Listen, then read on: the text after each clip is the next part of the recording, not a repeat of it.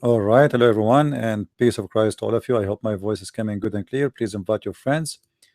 Um, I did not post anywhere yet that we are live on air, so please post around and tell your friends that we are here. Um, I'm going to post on Facebook right now and in other pages, so people will be informed. At the same time, I'm talking to you. Today, our topic is about the Trinity. You see, it's very well known that the Muslims supposedly they reject the Trinity, and Trinity is something totally unaccepted in Islam. And Muslims always they keep saying to us that they believe in religion. It's called Islam, which is religion of Tawheed. But none of the Muslims even can tell us what does that mean exactly. I mean, what Tawheed mean? It's just a plain word, mean nothing. And actually, if you go in details in the Arabic language, you will see it is Tawheed does not mean the oneness of God. Actually, it is the opposite. When somebody says I believe in Tawheed, he just admitted that he believe that there is gods, he want to unite them. Gods. You see, in the Trinity, we don't believe in gods, we need to unite them. We believe in one God. When the Muslims they say they believe in Tawheed, Tawheed is a word in Arabic mean unification or uniting something. If the God is one, how you can unite the God? I mean, what you will do to him exactly? If he's one, what you will unify what together? Like as an example, if I want to say the American they met and they decide to do Tawheed to America, that is simply I'm saying they decide to unify and make a United States of America. As simple as that. So when a Muslim he says to us he believe in Tawheed, obviously the one who choose that word is a donkey. He don't speak Arabic very good, and it cannot be really something coming from someone he speak a good Arabic. Same time, if we look in the Quran, we will not find even the word. I mean, where is the Tawheed? The Muslim will say to you, well, where we can find the word Trinity in the Quran, in the Bible, as an example. Well, we can find it, because Trinity is just a symbolic word. People they used to use to say to let us say to give a definition, an easy definition, what Christianity believe. That's all. Otherwise, we do not need the word Trinity to believe in the Trinity. Trinity is just a phrase used today in this world, and before nobody even use it. It's not necessarily depend on the language. Like in Arabic, I never use. We never use this word Trinity. What Trinity? We never use it. You know, we have the word in Arabic we use the word al-thaluth al-quddus. The thaluth is simply from the word three, but we never use the word Trinity the same as in English, an example. But the meaning, the definition, everything is different, and it's very easy to explain and very easy to understand what Christians believe in. But when a Muslim he say he believe in Tawheed, that's very confusing. What do you mean you believe in Tawheed? What Tawheed is exactly? So today we are going to talk about this, and my Skype is open for any Muslim he would like to call us anytime he wish. Any Muslim would like to call us, please feel free. Only Muslims. I will not take calls for now, at least from anyone except Muslims, if you don't mind. And the reason we want Muslims to call, because we want you to hear the other side of the story. You see, Muslims they always like you to hear one side of the story. This is why in the Middle East we cannot talk, we cannot even debate Muslims. The second you answer a Muslim, let's say a Muslim he said to you Christianity is false, and you are a person who live in Pakistan, and you say to him no, Christianity is not false, your religion is false. The second you say that, you go to jail, and mostly they will execute you. So because Islam by nature is not a friendly religion, it is a demonic, violent religion. The second you don't agree with them, it's the same second they will do their best to shut you down, and mostly by killing you.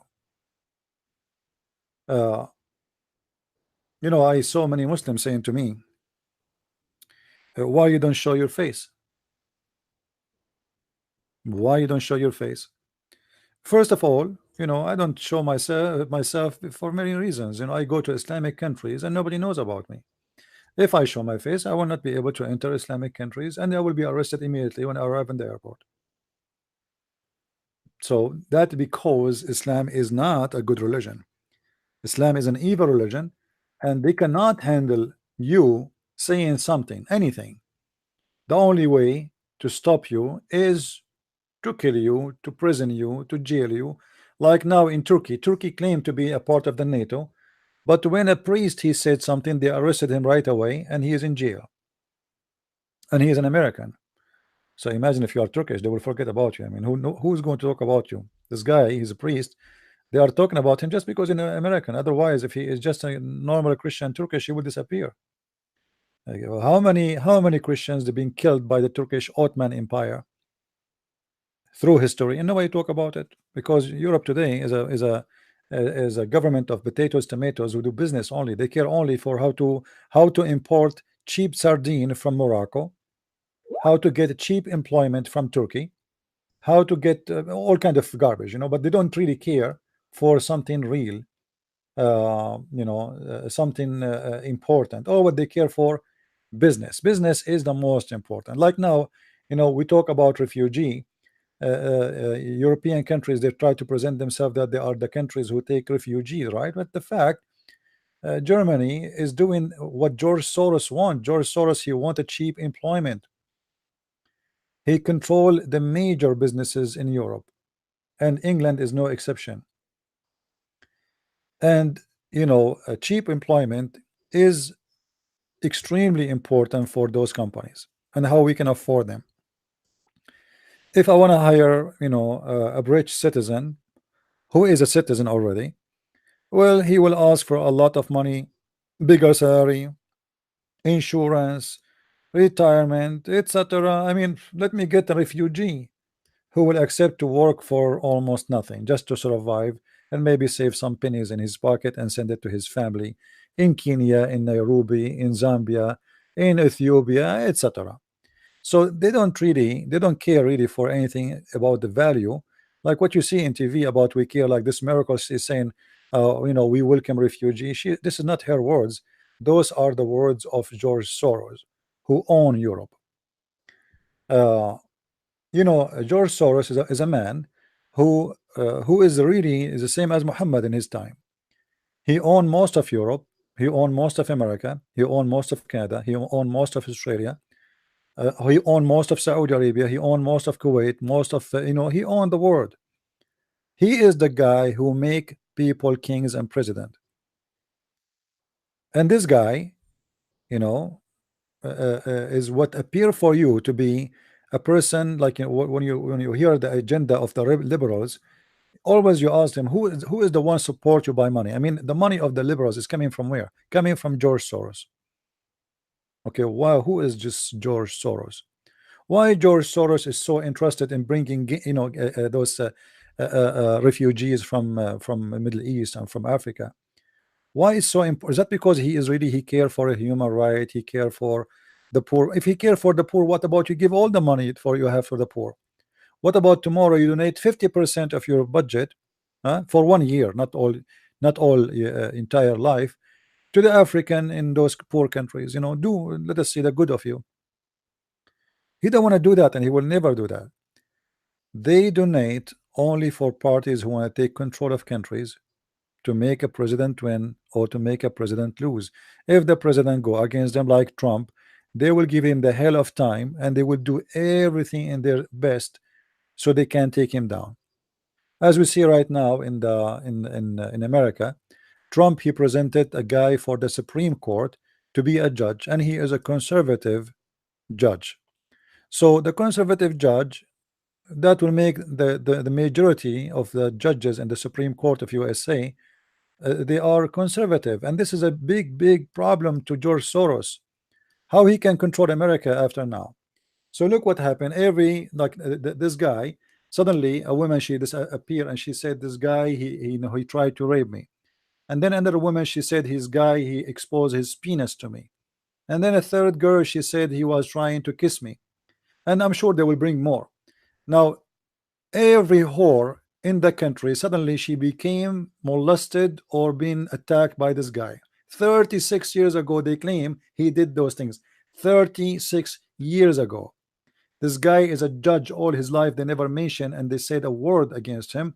And now suddenly he is the biggest scumbag ever. All of this is because George Soros, he will not let the Supreme Court go in the hand of the conservative, for that will make him lose. And maybe even they might even do some extreme measurement against him and check if he is legal, if he is, I'm sure this guy, he have a lot of illegal activities. So they do everything they can to stop. And same as history, same as religion, always is written by the one who have the power. You see, they asked me about Hitler. For sure Hitler is a criminal, there is no question about that. But if Hitler was the winner in Second World War II, do you think anyone will dare to speak against Hitler? Do you think any of you will dare to say if you are Nazi you are rejected, or even you will be arrested? That will be a joke of the century. Nobody will dare to do so. Always history written by the hand of those who win. Those who lose, they are defeated and they have no history to write. If Hitler was the winner, everybody today will be praising him, and if not worshiping him, because he will force you to worship him anyway. And Islam is no exception. Hitler of Islam, Muhammad, he and his gang, they kill anyone speak against them, and we can show you tons of thousands of examples of Muhammad killing people for just speaking a word against him. As an example, there's a woman, her name is Qirfa, or there's a guy, his name Abu Akif, or we can quote many stories where Muhammad, he killed people just because they said an opinion against him. Somebody, if you say Muhammad is a false prophet, the second you say that, you will be a target to be assassinated by Muhammad gang. Now Muhammad, or let's say the gang of Muhammad, became victorious, and they are the one who's writing the history. And the one who write history is the one who tell history. The one who lose, nobody speak about the true history, or at least the other side of the story. You see, today France celebrating the heroes from Algeria. The heroes from Algeria.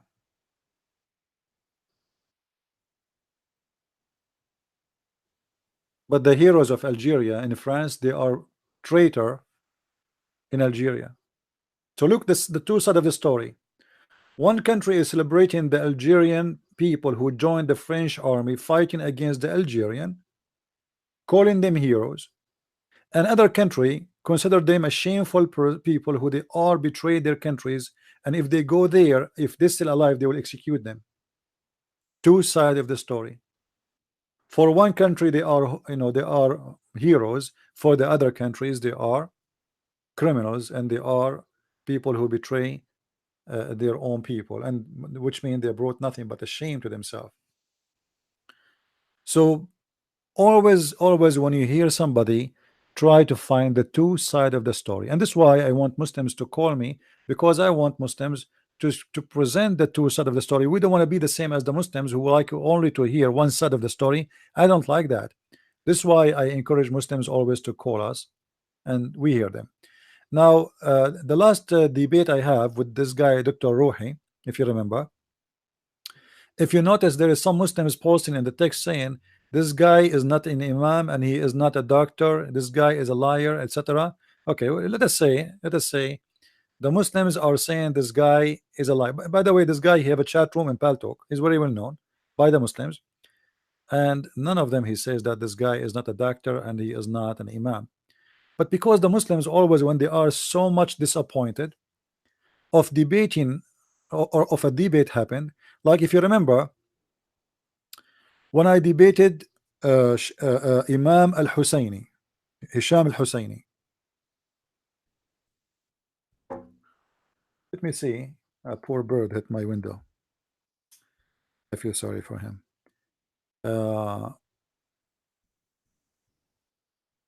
Let me see if I can get you the video so you can see the. If you can see the comments, you will see how the Muslims, they are accusing this Imam that I paid him money. I mean, this guy is the head of the Islamic Center of Michigan. He was a consultant for George Bush, supposedly, the stupid George Bush. I don't know how he hired them. God knows how much money he made from the stupid American government. He is a big sheikh for those Abdul in specifically in Michigan, and suddenly he is being paid by me. Why? Because in the debate I made him shish kebab. The Muslims, they cannot, they cannot be honest and say Islam is stupid. Islam, nobody can defend it. It doesn't matter if this guy Al-Husayni or someone else. It doesn't matter who is he. What about you bring me the best you have and let us see if he can do better. Can you?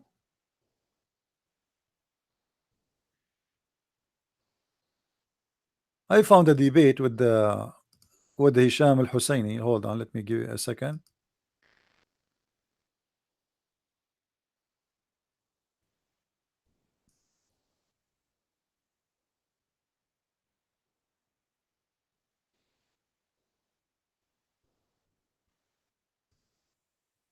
Okay, let's see here. Hisham al-Husayni.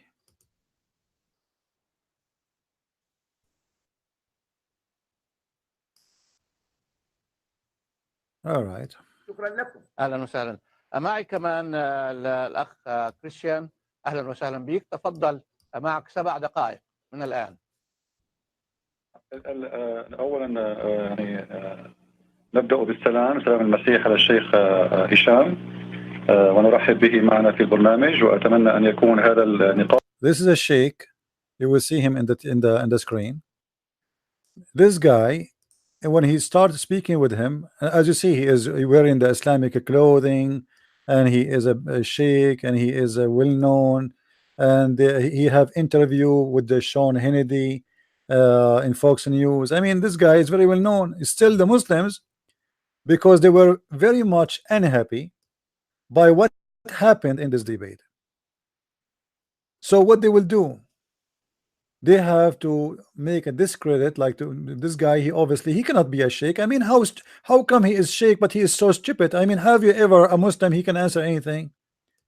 Why you are blaming me? Look how many interview this guy he have. Fox News, all kind of, they could not make him say the truth. Look, this is in Fox News. This guy is very well known, and just because he could not answer me, the Muslim Abdul, they accuse him to be a false sheikh, and even I paid him money, and maybe I give him some potatoes, tomatoes. This is the scenario always. Anyone I debate, I hope the screen is coming. This is the guy. Anyone I debate, he will end to be in the garbage bag of the Islamic basket, because they cannot explain why he could not answer. They could not explain why Islam is so stupid.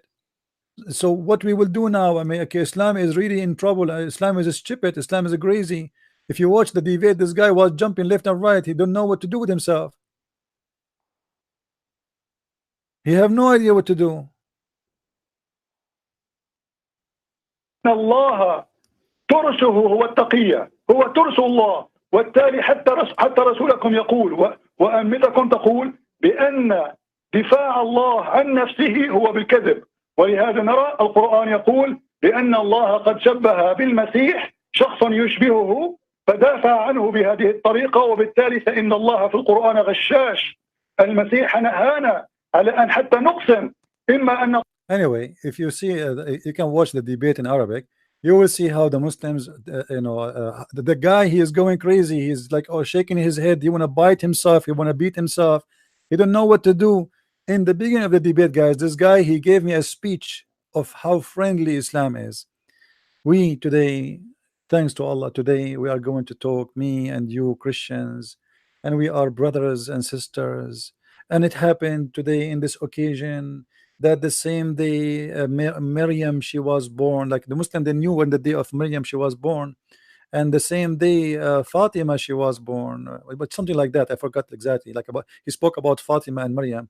And you know, like if you hear him, you would think this guy is an angel. After I start spanking his religion, suddenly he said in the debate, they will cleanse people like me, which means they will kill us all, people who like me, and he accused me to be a Zionist.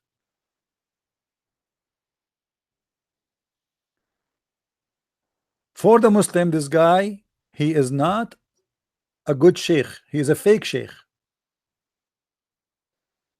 أقسم بالله أن هذا عميل صهيوني. Did you hear it? He said, I swear by Allah, this guy is an agent for the Zionist.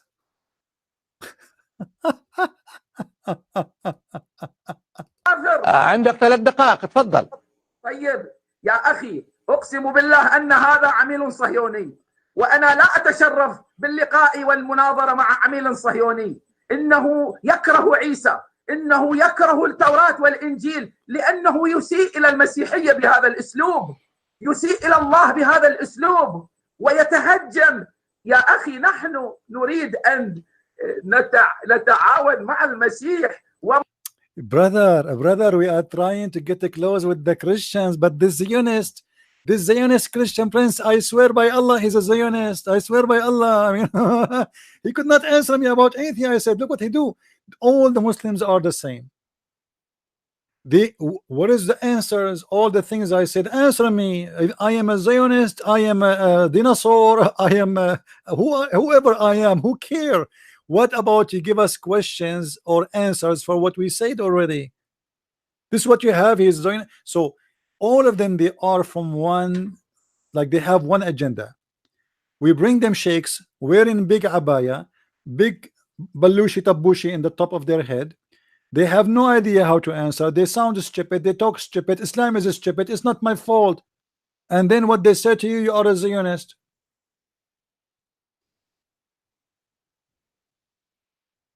And you know, this is one of the funny things, by the way, about things I do. Because I always say things as it is. As an example, the Protestant get upset from me because I defend the Catholic. I'm not defending the Catholic. I'm saying the truth. The Catholic, they get upset from me because sometimes I say things they don't like to hear. They say, oh, you are taking the side of the Protestants. So everybody is upset from me. The Protestant, the Catholic, the Muslims, the Jews, everybody. Because the second you start saying things as it is, people get upset. The only way to make everybody happy is to be hypocrite. If you say that pictures and icons and statues are wrong, somebody will be upset. If you say, you know, you just say anything. The second you say the truth, people get upset. And I'm just being fair. I'm saying that this has happened always, not only with Muslims, even Christians. I don't take a side. I don't care if you are a Muslim or not. I say things as it is. And none of you Muslims can answer.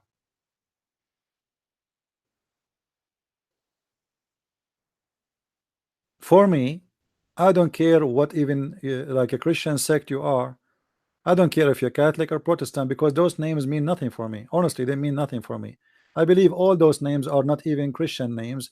Those are from the devil who divided us to make us churches, not one church.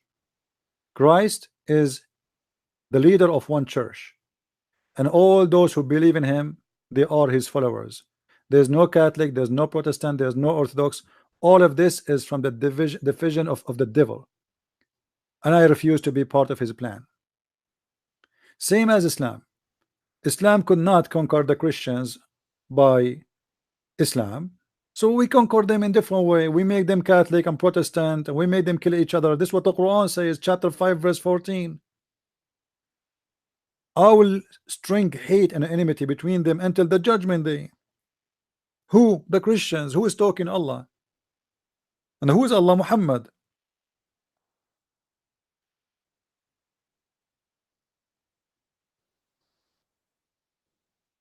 we as a Christians, and when I say we as a Christians, you see people, they, by the way, in America, when you say I'm a Christian, it's mean you are saying you are Protestant. That's not true. You see, Christian is anyone who follow Christ. Christ is not a name for the Protestant or the Catholic. So we as a Christians, which mean whoever believe in the Messiah to be our Savior, we should be always united against anything is evil. All of us, we are united by him, that he is our Savior who died for us in the cross. He resurrected. He believe in the Father, the Son, the Holy Spirit. We believe in everything is the same, and the differentiation between those churches is very silly. But you know what, when the devil, he want to divide, he make you really like a Muslim who hate everybody around you. You will see, you know, if you go right now, search for the number 666. Sometime the Antichrist is Trump, the Pope, Hillary Clinton, Muhammad, as you wish. You can make the number as you wish, you know. I mean, anyway, but there is people. I mean, sometimes they mention names are very funny. I mean, what those names have to do with the Antichrist? Everybody have his own agenda, and you, when you try to be honest, you don't take a side of anyone, you will find yourself alone. You see, when Muhammad, he claimed to be a prophet, he needed a group to join. He cannot be a prophet without a group. It's the same as somebody going inside the jail and you don't have any gang to join. You have to join a gang to protect yourself. So Muhammad, now he claimed to be a prophet. What he will do? How I can be a prophet? I am not a Christian, I am not a Jew, I am not a Sabian. So what I will do? Muhammad, he found a very smart solution. I am all of those. I am a Christian, I am a Jew, I am a Sabian. But the Sabian, they hate the Jews and they don't believe in the God of the Christian and the Jews. In the book of the Sabian, they call the God of the Jews Satan. That's what the Sabian believe. And the Sabian, they hate the Jews and the God of the Jews for a very simple reason. Anyone knows why? Anyone remember why? Who remember why the Sabian? We mentioned that before. Why the Sabian, they hate the God of the Jews?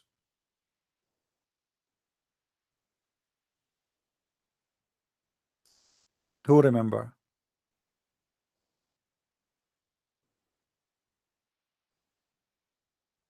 Nobody? Look like not many of you is taking notes. Because the Pharaoh, right? So, you know, the Sabian, you see, many people do not know that the Sabian, they used to be one of the biggest religions. Actually, they are the biggest religion in the old, let us say, in the ancient land, which is like Middle East and Egypt and etc. And the Sabian believed that the Pharaoh himself was a Sabian. So when the army of the Pharaoh crossed the sea after Moses, and then the God of Moses destroyed the army of the Pharaoh, that is what make the Sabian hate the God of the Jews, because he destroyed them, he destroyed their army. So the Jews are an enemy for the Sabian. They hate them, they pray even against them. Muhammad, when he came to exist, he found around him three groups. He found Jewish, he found Nasara, not Christians. Nasara, it's a Christian cult like Jehovah's Witnesses, and he found Sabians. Those are the biggest three groups around him. Now, for the sure, the Jews are not really big, you know, nothing, for a very simple reason. Judaism is not based in conversion, which means you cannot convert to be a Jew. You know, you cannot. Now you see some groups today, because the Jews, they are shrinking by number, they are accepting people to convert, but in fact they never did that. You know, this is not really part of Judaism. To be a Jew, you have to be born of a Jewish mother and a Jewish father, but specifically a Jewish mother. So it's like something you inherit by birth more than something you can convert to. You cannot convert to be a Jew. So Muhammad, he wanted to be part of a group, and because he is a politically correct person, as long he is weak. In the beginning, he speak to the Sabian, he's a Sabian. He speak to the Jews, he's a Jew. He speak to the Christian, he's a Christian. The same as Obama. As you see in front of you, Muhammad, he promised the Christians, the Jews, the Sabians to go to heaven. I mean, why the Sabian will go to heaven? The Sabian, they worship stars, they believe in creators, there's many gods, and those gods have ranks. So how we promise the Sabian to go to heaven?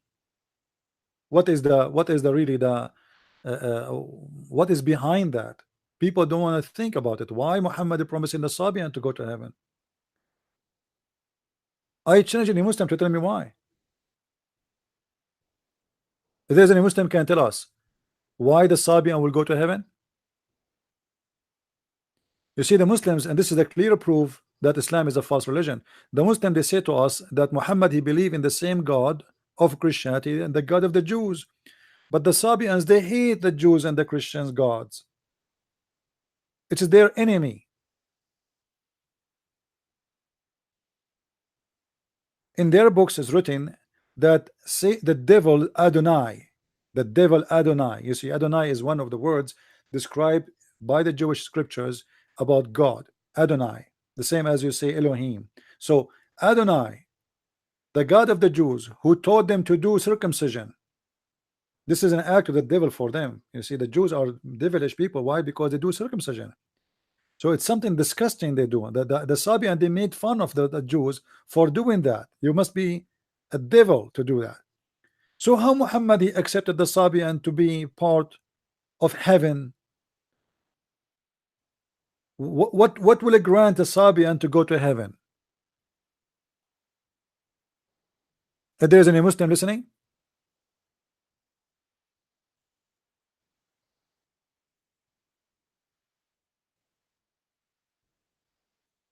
anyone who is a Muslim is listening, he can give us a little answer. What really is the reason for the Sabians to go to heaven? What they did exactly, what they believe in, what they share with Islam to make them believe, or to make them consider to be believers. Do the Sabian believe in Allah? Muslims, do the Sabian believe in Allah? The answer is yes.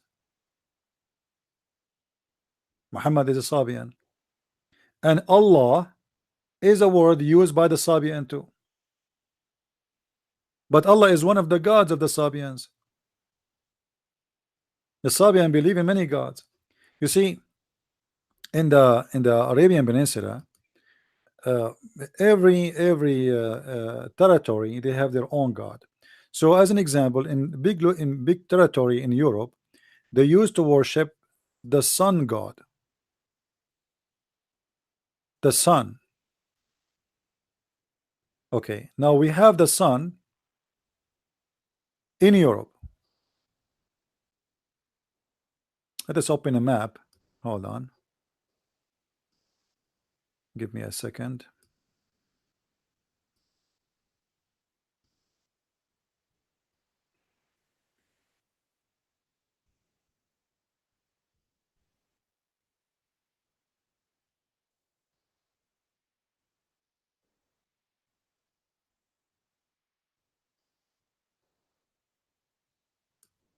All right. Let us show you in the screen.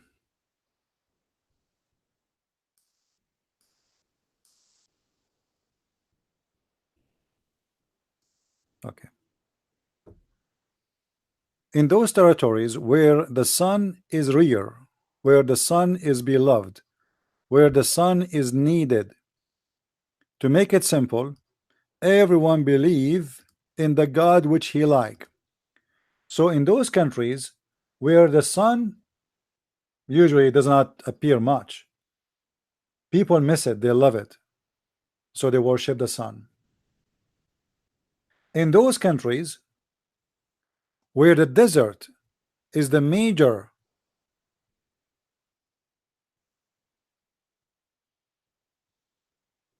land like Saudi Arabia, Jordan, etc., this area, they are in love with the moon because the sun bring death to them. The sun bring death. No water will disappear fast. It's hot. It's extremely hot. It's death. It's kill the grass, the animals. Here, the sun bring life. They wait for the sun for long. So the sun is the God to be in love with because they need it. Here, the moon is the God they need. They do not need the sun. They are sick of the sun. So what people used to believe that there is sun God and moon God. And you know, the Muslim, they will say to you, as I saw like the idiot, what his name? I forgot his name. Dr. White. Dr. White, because he is a smart, very smart person, he said, how, you know, a person asked him how Islam believe in the sun, in the moon God. He said to the guy in the church, he said, how the Muslim believe, you know, in the moon God, but the Quran says don't worship the moon. Huh? I mean, what's wrong with you? Why, you know, don't believe in those lies. The Quran says don't worship the moon. But who said if you worship the moon God, you are worshiping the moon, you idiot? The moon God is not the moon. The sun God is not the sun. You see, when Muhammad was reciting the chapter of An-Najm,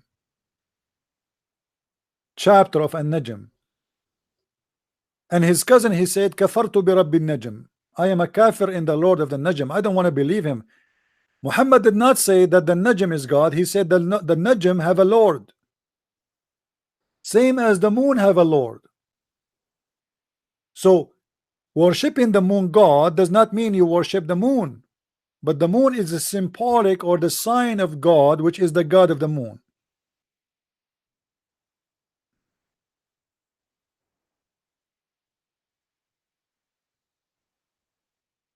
Don't listen to people who have no education, even though they have a PhD, because PhD sometimes is a sign of being stupid, not sign of being smart.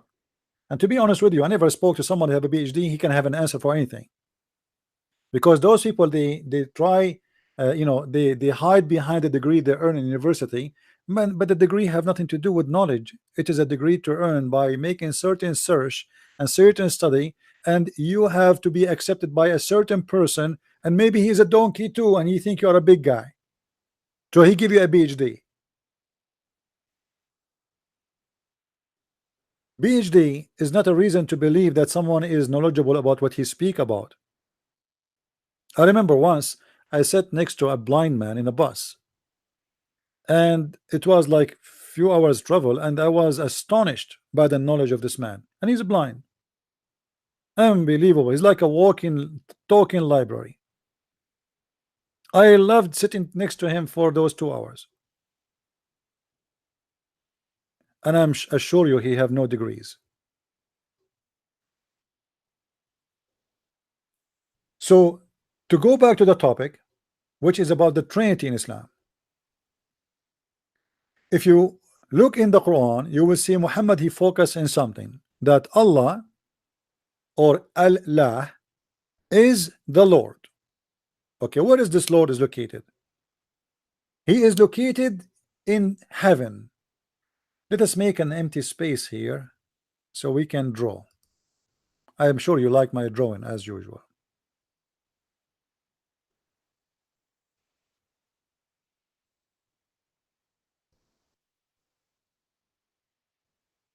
Or maybe we should go to Google Earth.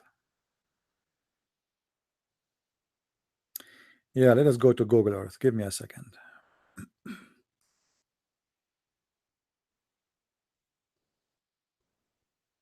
And please, if you are a Muslim, feel free to call me. All right. And present your case as a Muslim. You are more than welcome. You see, we open our call for like hours, and then they say to you after we close that you are wrong, he's liar, he's a deceiver, etc. But during the time we are on air, they don't call us. Where is Google Earth? Here we go.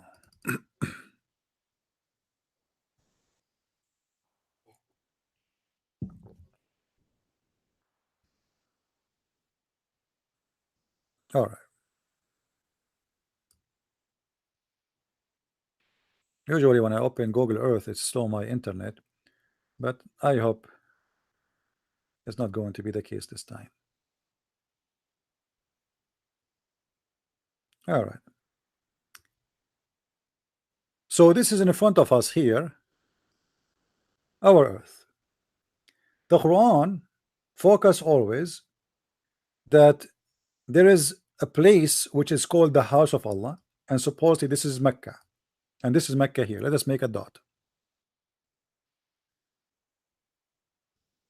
This is Mecca location here, and then above Mecca exactly, supposedly is the throne of Allah. Allah is sitting here on his throne.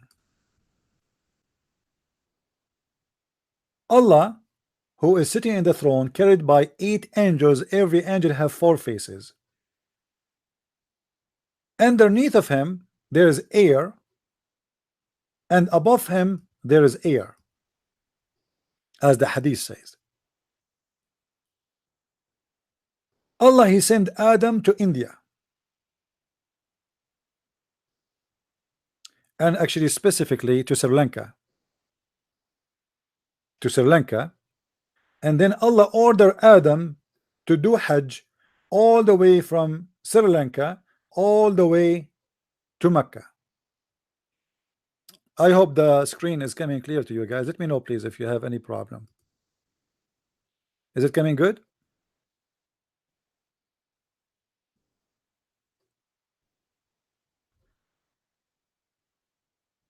Now Muslims, they keep saying to us that Allah never and Islam never accept the Trinity. But look what happened. Which Muslims, they agree 100% with it. Allah is up. Allah, he sent an angel, his name is Jibreel. He sent him down from the sky to this location. Now let us make it blue.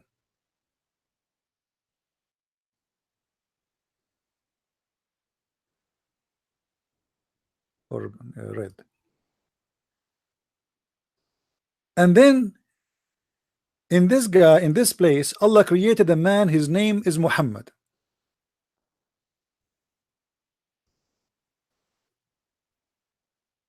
His name is Muhammad.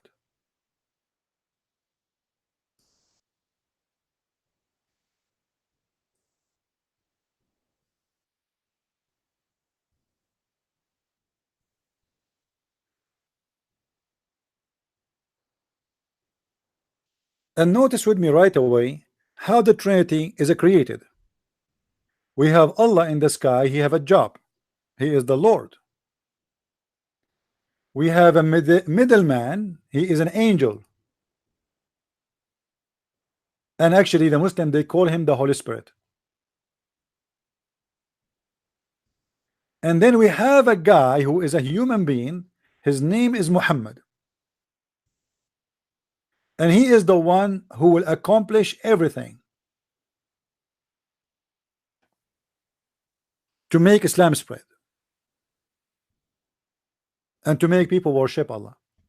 But you will notice here with me that Islam is not capable to be exist without the number 3.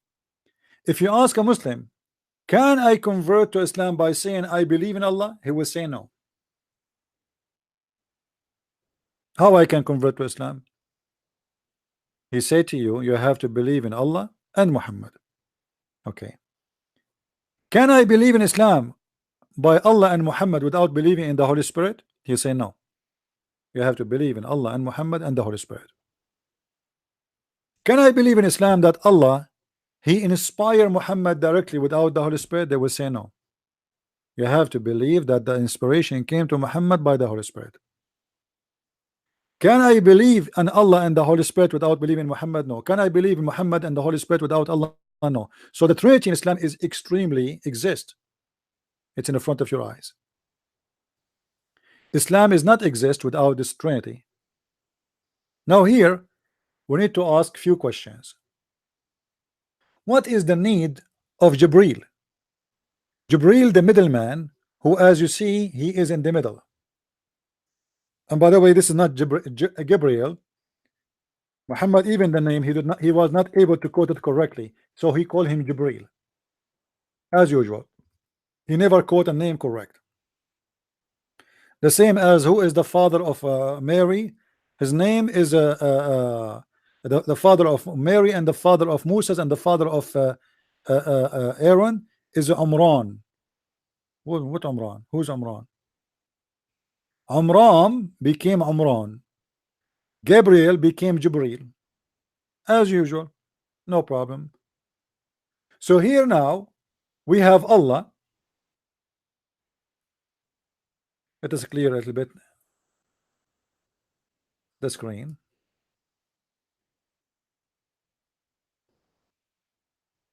We have Allah.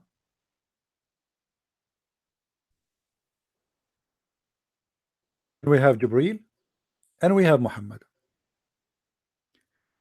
The Trinity of Islam is based, or Islam is based on this Trinity. Now someone might say, well, what about the Quran? Well, the Quran is not a person. Trinity is about person. Allah is a person, Jibril is a person, Muhammad is a person, and Islam based on a three person. But you will notice with me that Islam try always to replace the name of the Messiah. If you remember the hadith where it says the Muslim believe that Allah, he said to Muhammad, if not you Muhammad, I will not create the universe.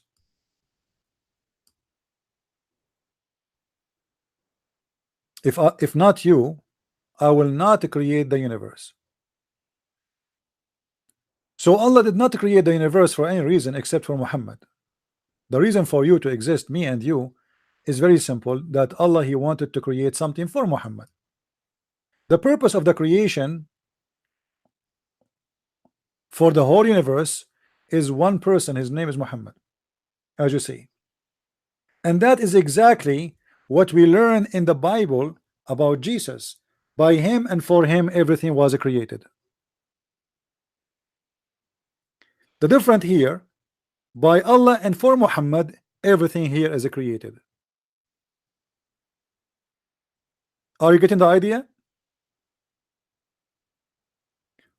Where in the Bible it says by him and for him everything is created? Who can remind me? Which verse? By him and for him. That is about Jesus.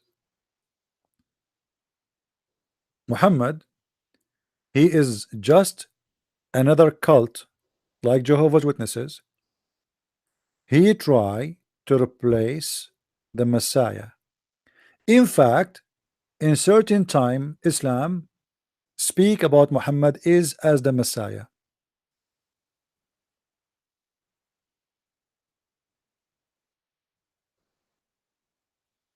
And I believe that in certain time Muhammad, he did not speak about himself to be a new person. He spoke about himself to be the Messiah. And I will make it simple for you. Muhammad, he had many names. The most famous one is Muhammad. What Muhammad mean?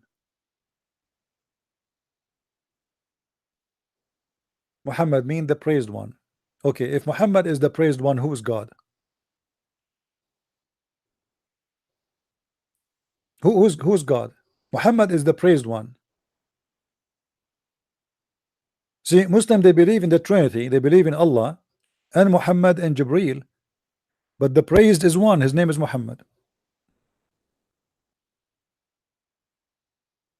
The second Muhammad, he called himself such a name.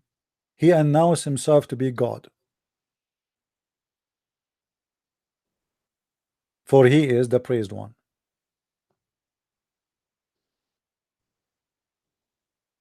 And if Allah is the praised too, that's mean Allah is not God too, because I mean, why you may praise Allah? Because Muhammad, he praised him.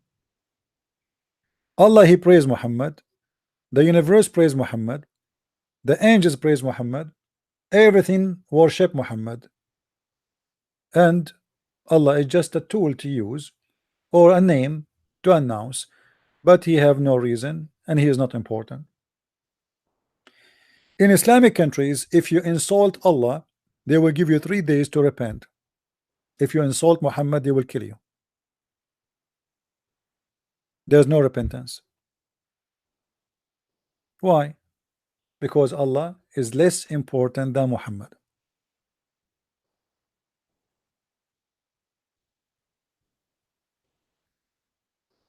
Do we have any Muslim here? He don't agree about anything of what I said? Would like to give me a call?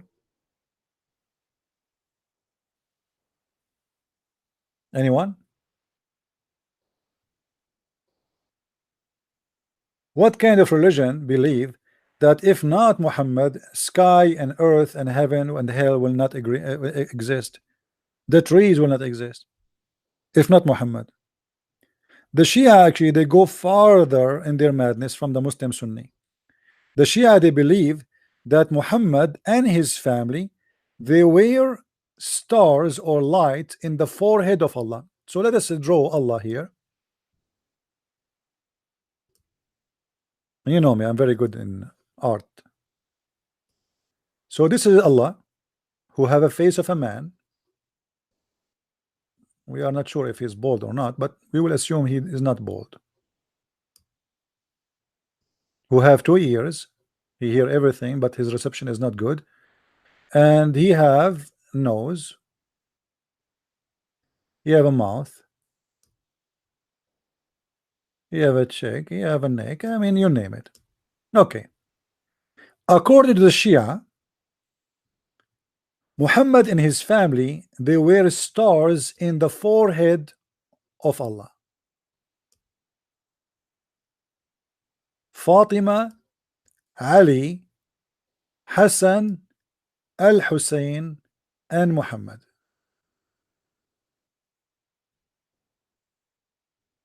They are made of light, and they are not a human. This is what the Shia believe. Now remember, the Shia, they have a, you know, they are like the master of taqiyya, and they always, if you ask them, do you believe in this, they will say to you, no, we don't believe in this. But their videos are in YouTube in Arabic, you can watch. There's thousands of them speaking about Muhammad, that he is a light. And like, I can quote them even in Arabic. I can do even the same exact voice. حبيبي هذول ما هم بشر, هذول مخلوقات نورانية, هذول ما هم بشر عيوني, هذول نور, رسول الله نور, فاطمة نور, الحسن الحسين أنوار, هذول أنوار أخوي, كلهم أنوار. All of them, they are made of nur. And they used to be in the forehead of Allah, and Allah, because of his mercy, he sent from his nur 5 stars. Are you getting the point? This is the Shia. So Allah, he sent from his light, from his nur, light to the earth because of his mercy. He don't want us to stay in darkness. And here nur is not a metaphorical, it is literally nur. Allah himself is a nur. So Allah is nur, Muhammad is nur, Ali is nur, Fatima is nur, Hassan, Hussein are nur, and this is the family of Muhammad and his granddaughter, and all of them, they are made of light. If you ask the Shia, what is the proof that Muhammad is made of light, they will say to you,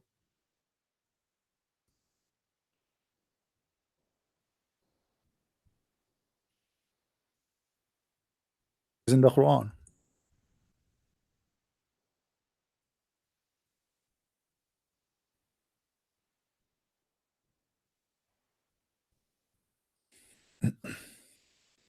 Chapter 33 verse number 46 says, وَدَاعِيًا إِلَى اللَّهِ بِإِذْنِهِ وَسِرَاجًا مُنِيرًا. Chapter 33 verse number 46. Translation. You can choose anyone you want.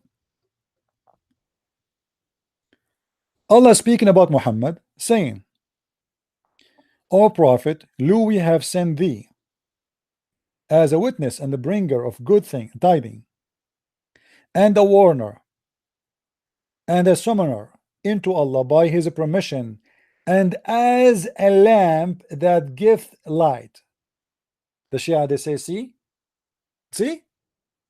he is the light who give, or he is the lamp who give light.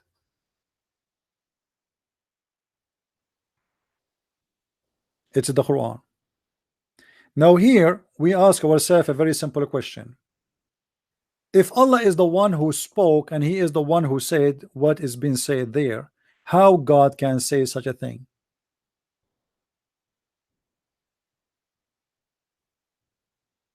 Any Muslim can explain? How Allah he say that Muhammad is the light for the world?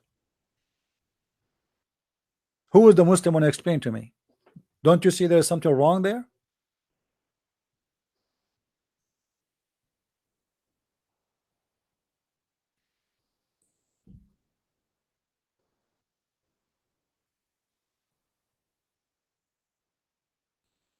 Anyone?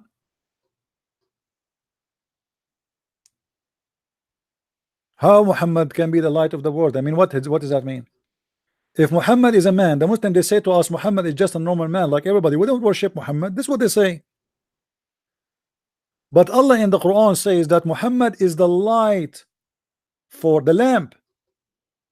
Why Muhammad is the lamp for the world? Who is the Muslim want to explain to me how this happened? Muhammad is the light for the world, but he steal, he kill, he rape, he's a child molester, he cheating his wife, he take false oath, he's a criminal, and he is the light for the world. I see the light in Afghanistan.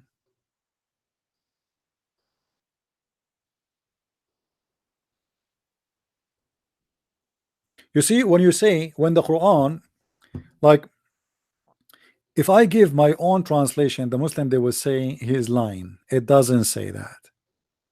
Look what the Quran said. And as a lamp.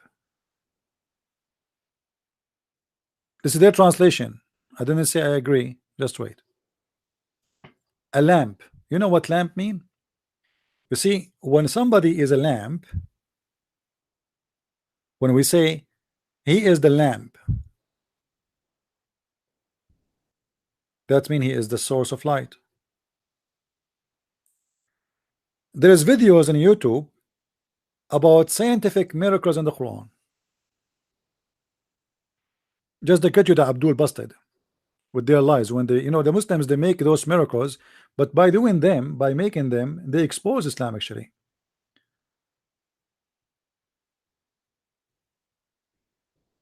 Let me close some applications. We close. All right.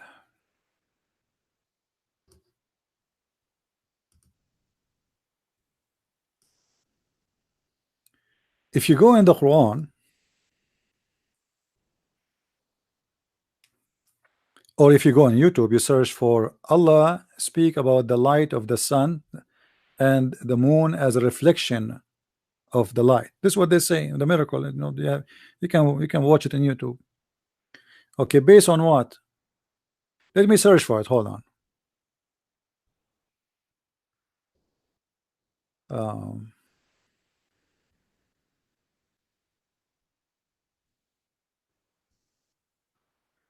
Moon reflection Quran miracle. I will find it for you. All right.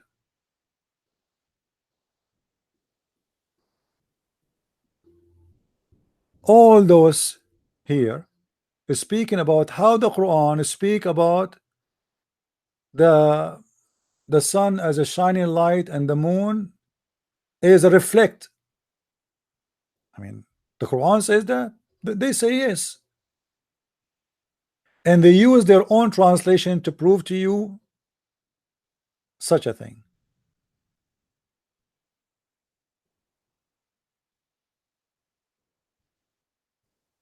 Quranic science or science, sunlight versus moonlight. All right, science, huh? All right. If you go down here, it says nature of light, the light in the Quran, blah blah blah. Okay, here we go, and then here they go here. It is he who made the sun to be shining glory, diya, and the moon to be nur. Okay, hold on. Just to show you how Muslims, they are hypocrite and they are liars. They are saying to you that the word nur is a reflection light. This is not me, this is a Muslim website. You see, the website is about Islam, aboutislam.net. The word nur is what? Is the reflection light. The word diya is the shining glory, is the lamp. Okay, and then they quote for you different verse. They say, and made the moon a light, nur, and he made the light, the lamp, siraj. Okay, hold on. The reason I'm showing you the Muslim translation, just to show you how stupid what you just said. They just admitted that Muhammad is God. In the same time, they just admitted that Allah is nothing but a reflection of Muhammad. Why? I hope you guys are taking notes with me. And I hope later I will see some of you downloading the videos and saving those parts. Let us take a note. The word nur is reflection light. The word nur is reflection light, and the word diya is the lamp, according to them, not according to me. Read with me carefully here. If we go down a little bit, it says,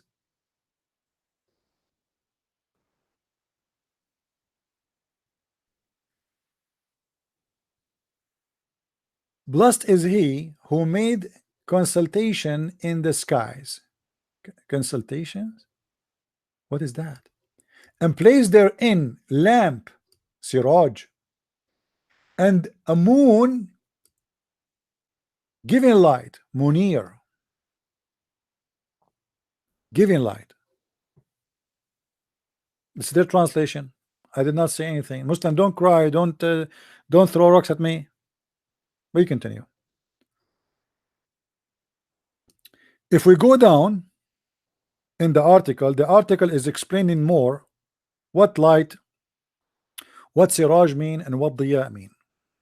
Go down.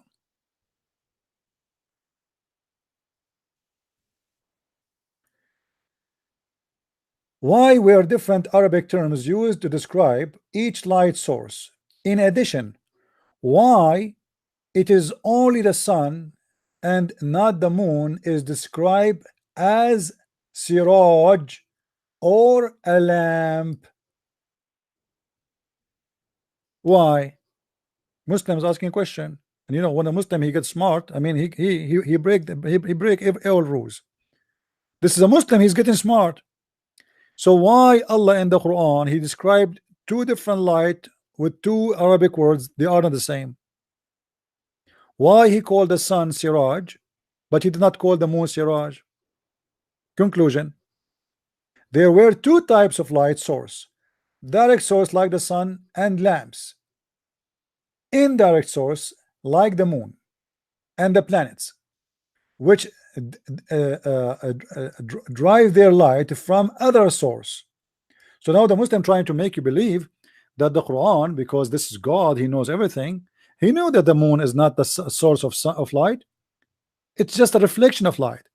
So he used the word siraj for the sun. He used the word nur for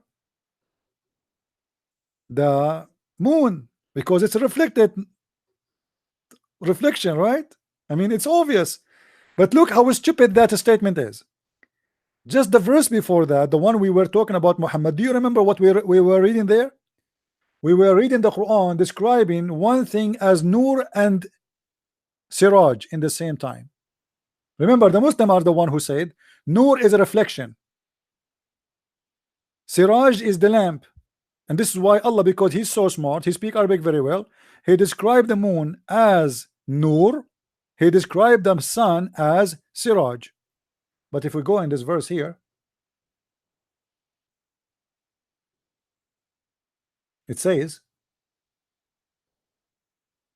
that Muhammad is a lamp, which means a Siraj, and he's a light in the same time.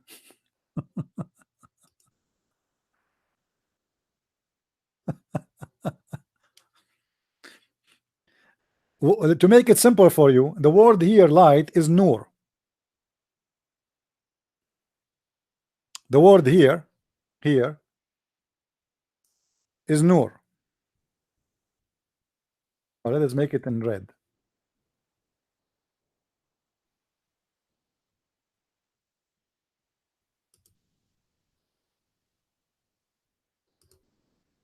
This word here is Nur. Okay. And this word here is a Siraj.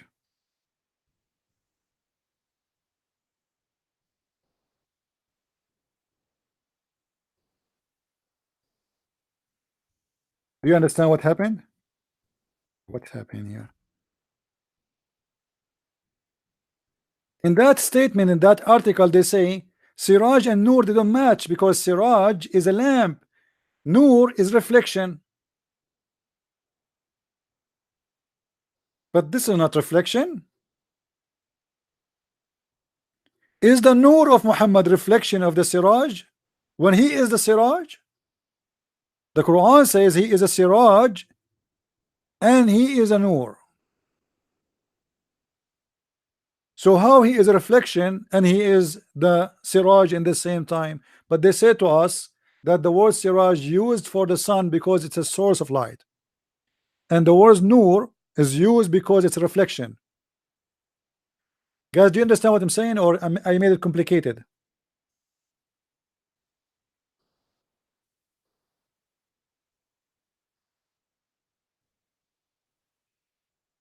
Do you understand what I'm saying, or it became complicated for you? I'm using the explanation in that article about the word Nur and the word Siraj. If we go here in the Arabic, for the Arabic verse, let us switch to the Arabic. This is the Arabic. It says وَدَاعِيًا إِلَى اللَّهِ بِإِذْنِهِ وَسِرَاجًا مُنِيرًا. You see, in the article they say the word Munir. This is Munir. This is Munir. The same word appear in that article. Munir. We can type it with IE, doesn't matter. And this is the word Siraj. Here. Okay. So Muhammad is Munir and Siraj in the same time. But remember, in that stupid article, the Muslims, Abdul, they said that Siraj is a source of light, Munir is a reflection of light. Are we getting now the scam? Anyone get the scam yet or not yet? If Muhammad is both in the same time, that means there's a mistake in the Quran. Because how he is a lamp, which is Siraj, and he is a reflection in the same time. If the word Siraj means source of light, and the word Munir is reflection of light.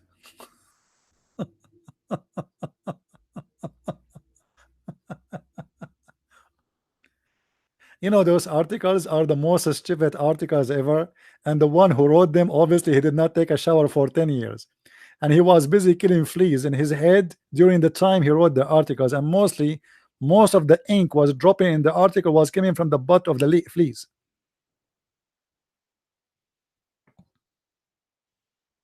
Additional to that, just to get the Abdul busted, the Quran says that Allah is Nur. Allah is Nur. So how the word Nur mean reflection of light if Allah himself is Nur? And now we have a problem because of this article. The Muslim, they said, by claiming that the word Siraj, which I agree with them, by the way, the word Siraj is a lamp. But by claiming that when Allah he said the word Siraj, he's making definition between source and reflection. If this is the case, then Muhammad is the source and he is the reflection in the same time.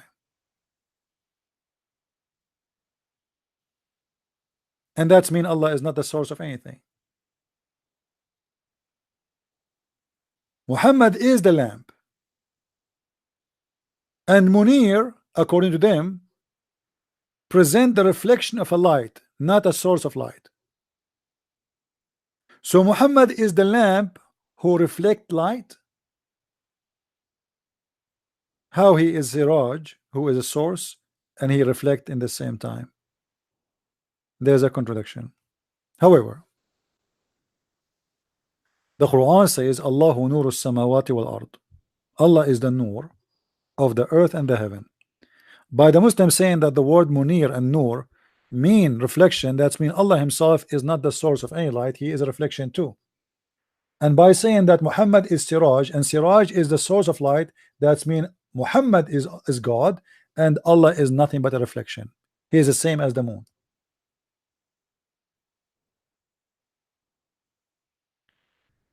Read carefully with me.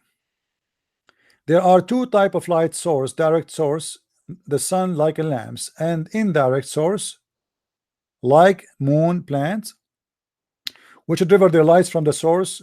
In more than one verse, Allah SWT described the sun as a lamp because both the sun and lamp share the property of being direct source of light. Arabic language is therefore more exact in using two different terms. Nur, hold on. Nur and Diya. Nur and Diya. That also have same meaning in other languages, are actually different terms of what source light they refer. The Quran also described the sun as Siraj, meaning glowing or a flaming lamp, or to show how sun luminous and bring with a flame. Again, this is so like this is scientific blah blah blah blah blah blah. Allah SWT is Nur. Allah himself is a Nur. Prophet, peace upon him, is Siraj.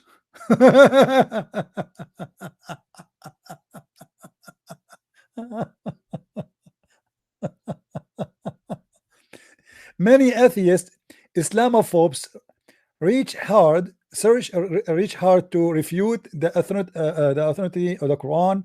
One such a refutation question why the Quran does not explicitly state that the moon is light reflect.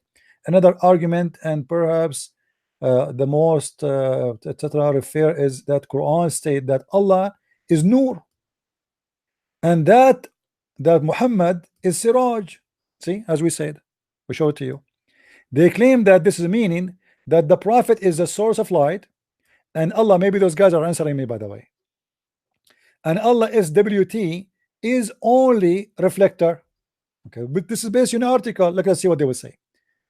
Such an argument might be valid if the book being discussed is a science book, textbook. Look how, guys, a second ago they were talking about science. Do you see the hypocrisy? The same words, when they want, it's about science. When they want, it's not about science. This argument is valid if the book is being discussed is a science book. So why you are the one is saying that Allah, the discovery of science? Aren't you the one saying here just the 2 lines before that this is discovery of science? Do you see it? Who is the one who brought this argument to make it about science? Isn't it you?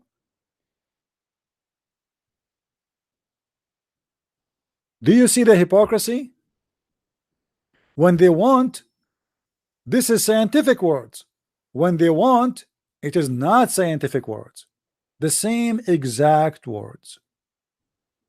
However, for me, I don't really care for this scientific thing because anyway, it's a scam, and we get it debunked easy. The God of Islam actually is very stupid God, and we prove him to be stupid in a very simple verse in the Quran that he do not know what is the moon about and what is the sun is about. As an example, Muhammad, he said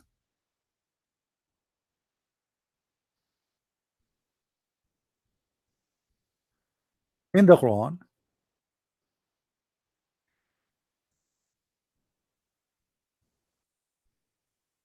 that the night and the day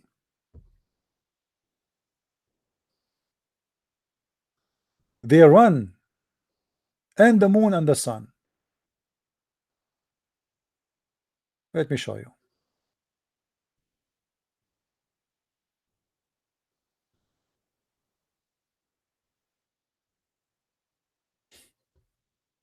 There is no God.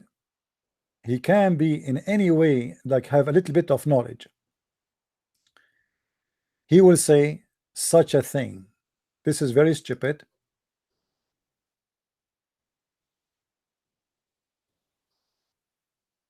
Actually, every verse I see in front of me, I have a mistake, but I want to show you something very clear and very easy. You know, to understand.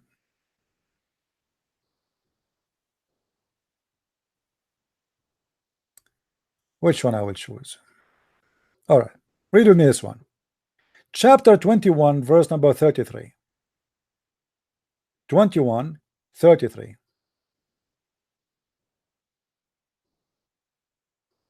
I'm going to read the Muslim translation.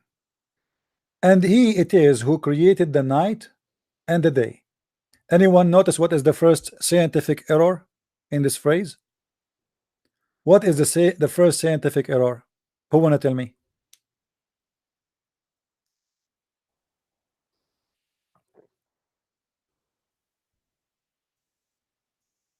Anyone notice? What is the first scientific error in this sentence?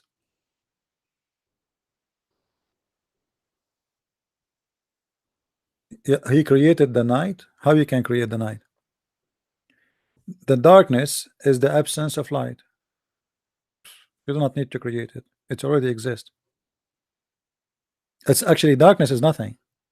You know what I mean?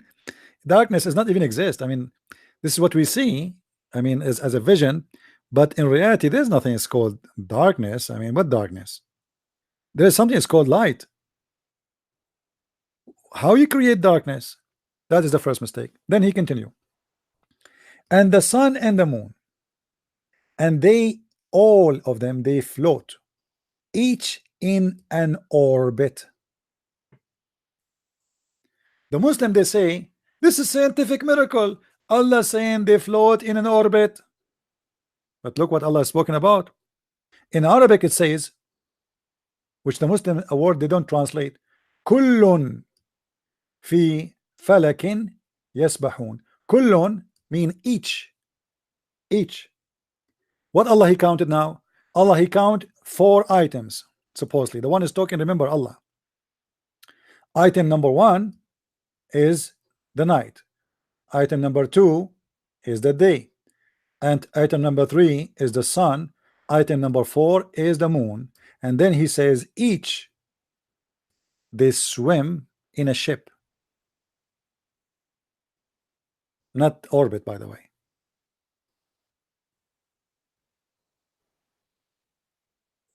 It's a ship, and this is what the Sabi and they used to believe This is why actually all days you will see that people, they believe that stars, they have a ship, you know. I don't know if you saw those, the old artists for those they do read the future, and they read your, you know, what will happen to you tomorrow. So every star is in a ship, and the Quran claim that all those four, they run in a ship, they swim. Actually, the word in Arabic yasbahun mean swim. They swim, literally swim. All right, if you go to the English translation, let us change the translator.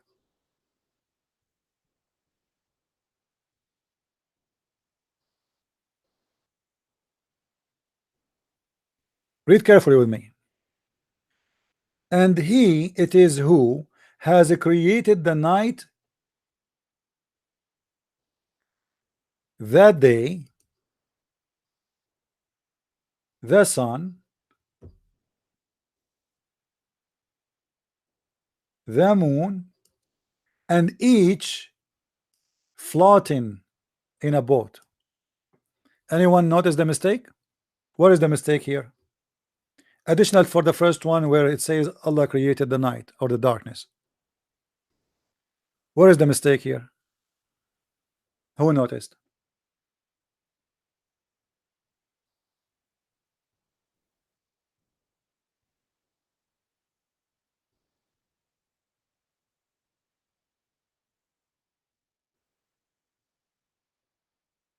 What is exactly? Yeah, the day and the night. You see, the here there is a problem.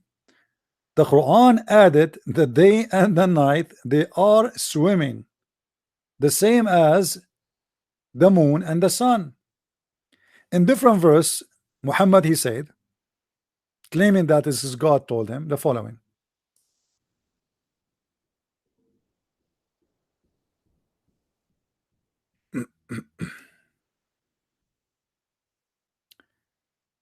Uh,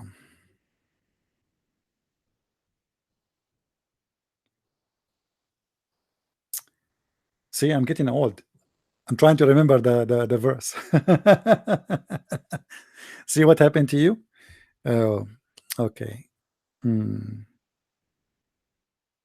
What the verse, man? It wasn't a second in my mouth. Unbelievable. I just switched the website, and now I which verse? What the verse? What a verse? Okay.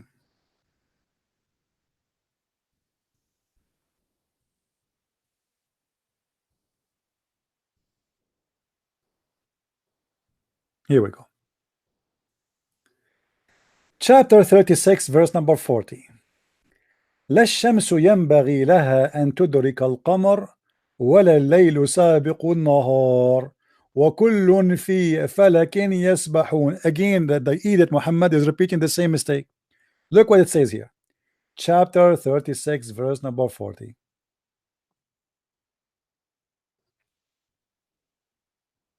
It is not for the sun to overtake the moon. Actually, overtake is not really a correct translation. Tablugh is mean to reach. It's not for the sun to reach the moon. They cannot reach. And what does that mean? You know, what does that mean exactly? He's talking about the day and the night. Listen carefully. Nor does the night outstrip the day. They float they swim each in a ship. Okay, so what the Quran again insists, that the sun and the moon, the day and the night, each one of them is a swimming, and they will never meet. Anyone here can tell me what is the mistake? How many mistakes here?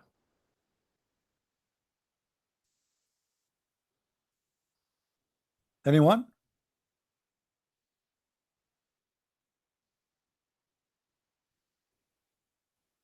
Only stupid ones who believe in such a garbage. Because in fact, when we have night, we have day in the same time. What do you mean they don't reach each other? And what we explain and what we say about what it's called the eclipse, isn't it in the middle of the day suddenly we have night? How this happen? Because the moon reach the darkness reach the day. You know what I mean? We can have day and night in the same time. We can. Allah, he says you cannot. Why? Because the sun is a floating and the moon is a floating, and they will never reach each other, and the moon and the night and the sun and the day and the night, they will never outstrip each other. But for sure this is a stupid mistake because we know that we have day when we have night in the same time. Or what happened, Muhammad, you do not know that when we have daytime in Australia, we have nighttime in different place in the same earth. He thought, because he's a false prophet, speaking that God told him that the earth have night, and when there's night there's no day.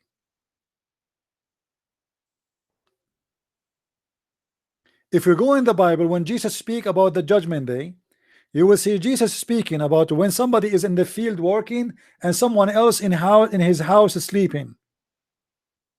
But how somebody in sleeping and somebody in the field working? In the field, this is a farmer. At home sleeping, that's nighttime, because it's speaking about the difference of the time. Where while people they are asleep, there's people they are in the field, in the farm. Here the Quran believe that they take over, night disappear, because it's taking different shape.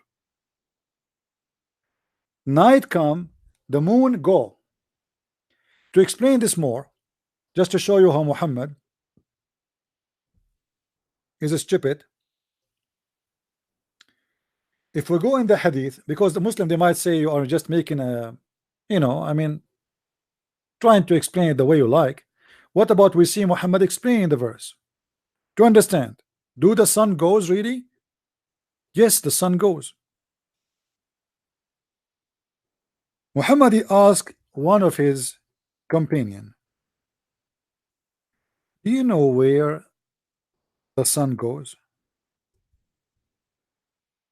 Do you know?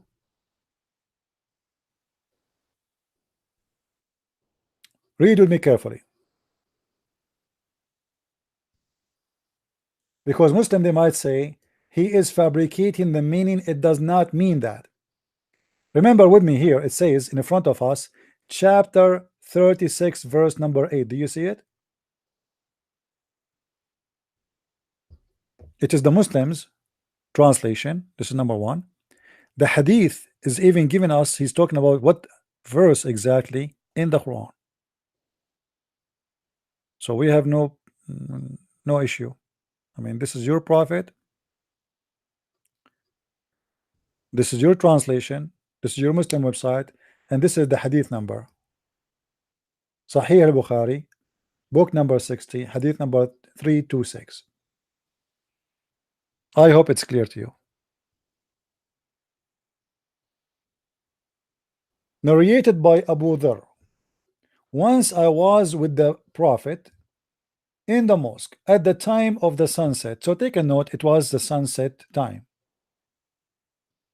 The Prophet said, O Abu Dhar, do you know where the sun set? I replied, Allah and his messengers and his apostle knows best. And you see here, the Muslim they say that the Christians they do shirk because they share the name of God with the name of Jesus. But the Muslim they do that all the time. For us, Jesus is God, so we are not mushrikeen. We worship one God, and that is our Lord. It is you who is mushrik, because now you associate the name of Muhammad with the name of Allah, and you associate the knowledge of God with the knowledge of Muhammad. Allah and his apostles knows best. Who knows best? Allah and his apostle. That's it. Nobody knows best except two, not only one. Then Muhammad did not say to him, don't say my name, don't say that, say Allah knows only. No, Muhammad don't he is actually, Muhammad is asking this question. He want to hear this. He want to hear this part where the Muslim they say to him, Allah and his apostle know better or knows best. Muhammad he said, it goes and prostrate underneath the throne, and that is Allah statement. And then he read the Quran for him, and the sun runs in its fixed course.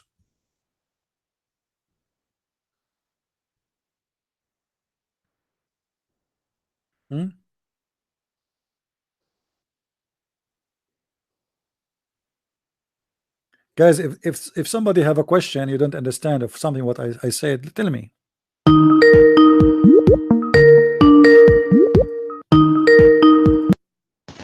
Hello. Hey, Christian Prince, how are you? I'm fine, my friend. How's everything with you? Yeah, I'm fine, thank you. I thought because Muslims are not calling and we are out of Muslims, let me try my luck today with you. No problem. Go ahead. How are you, bro? I'm fine. What do you want to share, my friend? Yeah, isn't this hadith, isn't this a contradiction with the Quran? Because clearly the Quran says something else. It says that the sun goes in a muddy spring, right? Isn't that a contradiction? No, actually, no, because you have to connect the dots together, because the Quran says that, and the Hadith says too, that the sun goes and sit under the throne of Allah, and the throne of Allah over the water. You know what I mean? Okay, it's not a okay. contradiction, because obviously Muhammad believed that there is Allah, he have a throne. You know, you see what Muhammad is doing, he is a thief. In the Bible it says that when God created the universe, what was? There was created the earth. The earth was covered by water, right? Yeah. Okay, and then God is above the water. He's above this earth. So Muhammad, he copied that. So we have water, and we have God. He is the Spirit of God is above the water. So Muhammad, he wanted to make same story, but he have to do some change. So now he come with some mix of legends that there is a sun found by Alexander the Great, sitting in a murky water. Allah chair is above the water, and the sun goes every day and prostrate itself, sleeping in the muddy water, and Allah in the top of it. And then Allah, and he's trying to explain why the sun disappearing, and that is very logical to understand at that time, because if you go right now, if we go to the beach and you notice the sun is going down, you will think the sun is going inside the ocean, correct? Yes. Okay, this is the normal like a normal behavior from a human being to believe in the old days, because they see every day, whoever live close to the beach, he will see the sun coming down and going inside the water, and even the water getting red. Okay, but what are you going to do with the mud? Because it says a muddy spring. Well, this is the reason it's called muddy, because obviously that area is muddy. This is why it turned red. You know what I mean? Not only muddy, it is hot too, because hamia is not only muddy, it is boiling. It's hot, yes, Yeah. boiling. Yes. So because the sun is hot and it's going down in that water, and that water, the color changed and became muddy because it boiled, and because of the sun is inside it, is going to mix between the water and the mud. So Muhammad, if you go in the hadith here, let us see the hadith, the same hadith I mentioned to you, which are proving that there's no contradiction. Both of them prove that Muhammad is a liar. You know? Yeah, of course.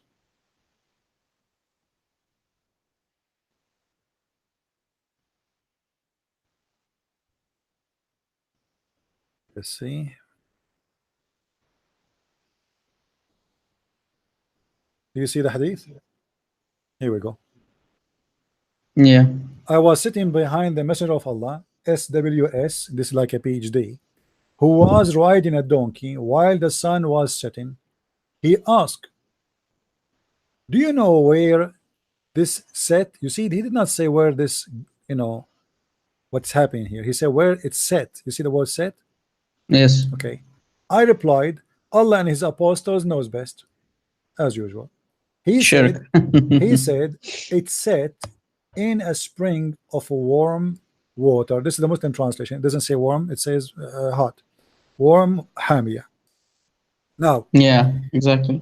Now, this is not a contradiction, as you see, because the Quran confirmed that, and the Muslim, they try to say to you about the verse in the Quran, that this is how he thought the sun goes. The guy that no, it's Allah. It's Allah saying that. I mean, the Muslims try to defend. They say it is Zul Qurnayn. He thought that the sun sitting in the murky water.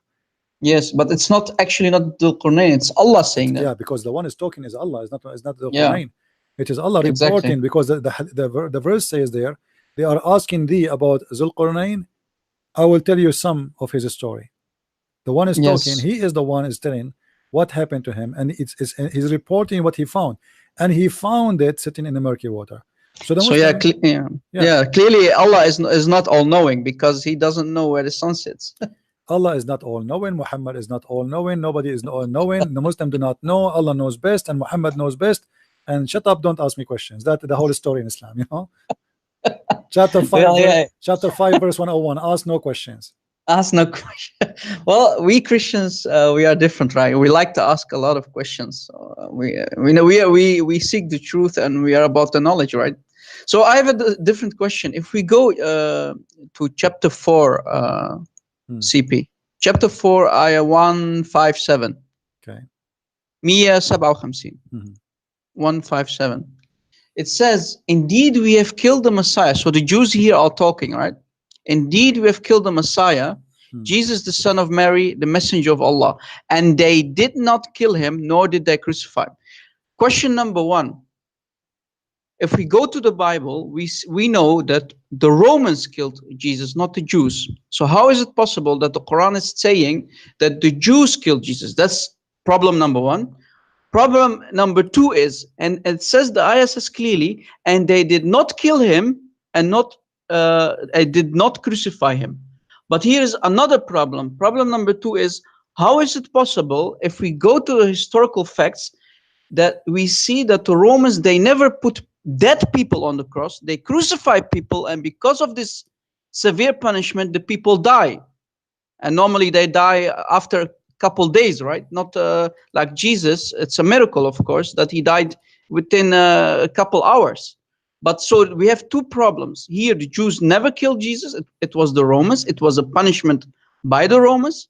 The Jews were not allowed to kill Jesus. And problem number 2 is, it clearly says they did not kill him and they did not crucify him. So according to the Quran, they put a dead Jesus on the cross.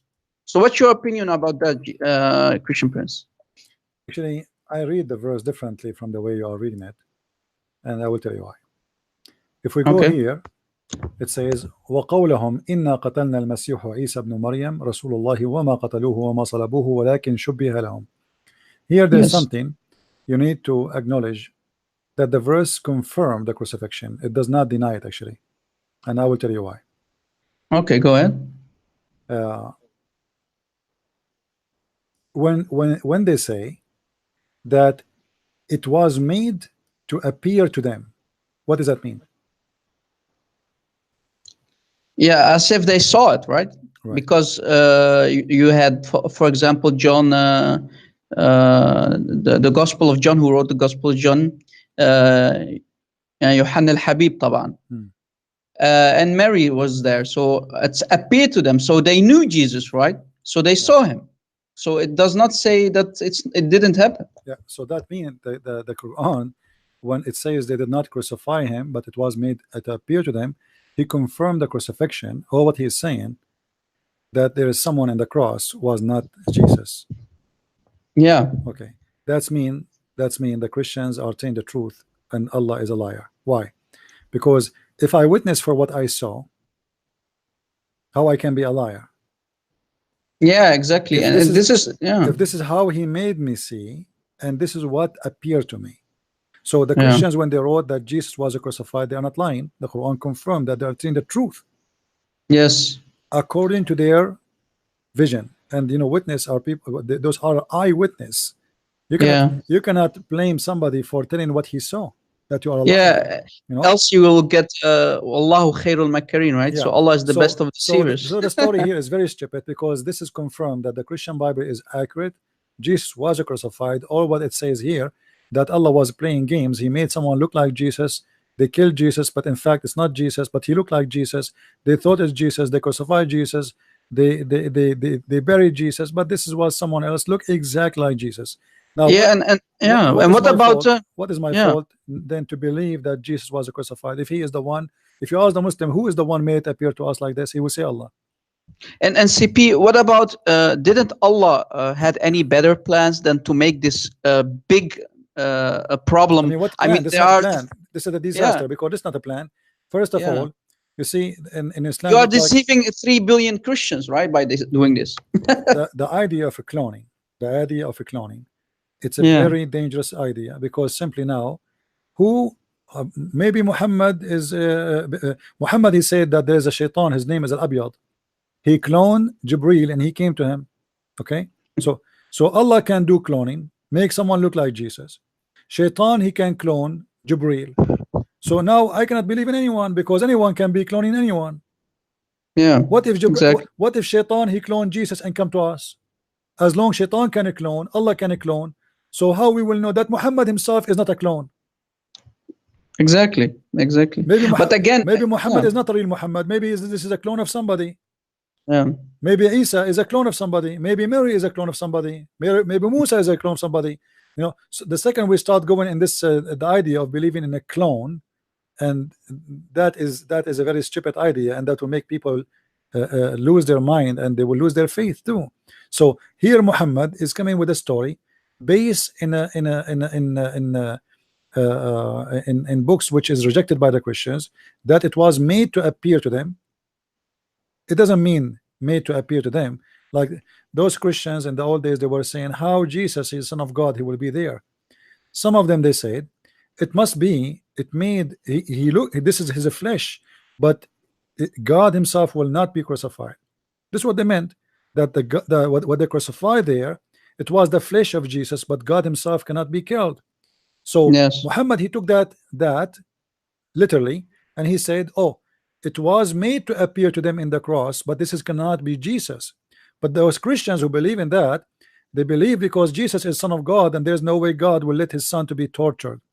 And this Yes, is exactly. this is rejected by the majority of the Christians. This is just a small cult believe in that. But Muhammad, he Mm. liked the idea, and this is the idea of the Nasara. He liked the idea, and he made it as it was made to appear to them. So we saw him in the cross, but it was not him in the cross. It was a body, looked like the body of Jesus. Yeah. Muhammad, he took it, he put in the Quran. Yeah, CP, I understand your point of view about this ayah 157, but still, if we're going to read it literally, I agree with you, bro, about your opinion. But still, I have a historical problem with this ayah because the Jews did not kill Jesus, and the Romans. And if we are going to say it's the Romans still, they don't put dead people on the cross. The people are alive on the cross, and they die after a couple days because of this severe punishment, right? No, So but either Jesus, way, he was hit by the spear in his chest and he died. You know, that will make his death faster. You know? yeah. But Yeah. no, let me tell you again why I do not agree with you. Muhammad is trying to be a person who copy from the Bible. Isn't it in the Bible the Jews, they said his blood in our hand? Yeah. Okay, and our children's, Muhammad is saying that exactly here. They said we killed Jesus the Christ. The mistake here, Muhammad, he said that they said we killed Jesus the Christ. That is the mistake. That is stupid of him, because the Jews, they will never say that we killed the Christ. They will say we killed Jesus. Yeah. Because the second they say we killed the Christ, that means they killed the Christ they are waiting for. Yeah. The Jews, they are waiting for a Christ until now. They believe he did not come yet. So how they say we killed Jesus the Christ when a Christ is what they are waiting for, and they believe that this person is not the Christ? That is the first stupid mistake. The second mistake, they said he is the messenger of Allah, but the Jews don't believe in Allah anyway. Yes. Number three, they killed him not, nor crucified him, but it was made to appear to them. Okay, they killed him not, nor crucified him. So he confirmed that there's two things did not happen. And the same time, he confirmed that there's two things happen: crucifixion and killing. Yep. They killing what? He said it made to appear to them. And here the question will be about the Quran. This is why the Quran is a stupid book. Okay, let's say I don't have a book. It's called Hadith. We have a Muslim is calling. Can I take the Muslim, please? Yeah, sure. Go ahead. Hello? Hello? Hello? Are you going to talk? I will hang up. All right.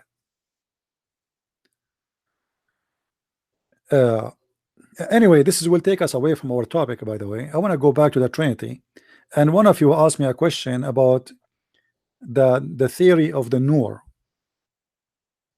The theory we spoke about the Nur, that he did not understand that what we are talking about here. Okay, let us make it simple.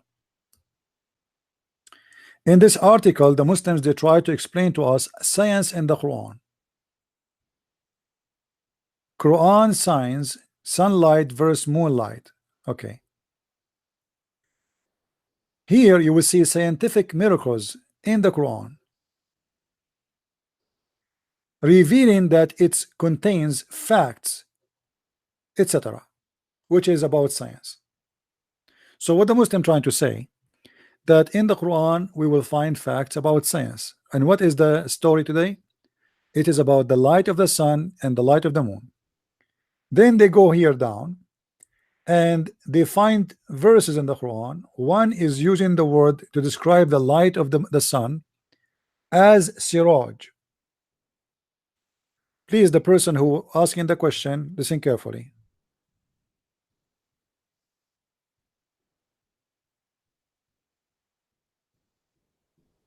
The word they try to use here, they say, if you read with me, chapter 10, verse number 5, it is he who made the sun to be shining glory, diya.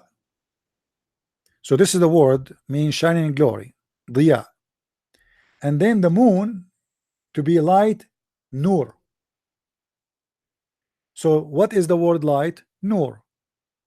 Later they will say to us that the word nur mean reflection. The word diya mean glowing, like, you know, like the sun glowing. And made the moon, this is a different verse, 71:16, a light. And here they put between two brackets the word Arabic word nur in their midst, and made the sun a glorious lamp. The word here is siraj. Okay, so now take a note, please, if you to follow with me, the one who don't understand, take a note.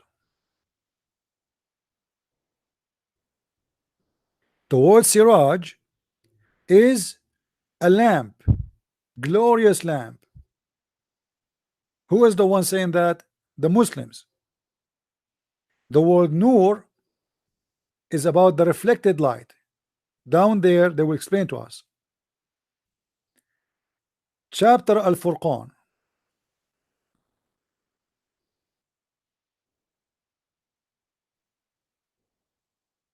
It says here, blessed is he who made consultation in the sky and placed therein a lamp, and the word again is siraj, and the moon giving light, munir. Okay, so now we have the word munir, which is the same as nur, and the word siraj, which is a lamp. Are you guys following with me? So if we make maybe I need to open Microsoft document. Give me a second. The problem is that because you don't speak Arabic, so it's going to take you a little bit of time to follow up with me. Give me a second, please.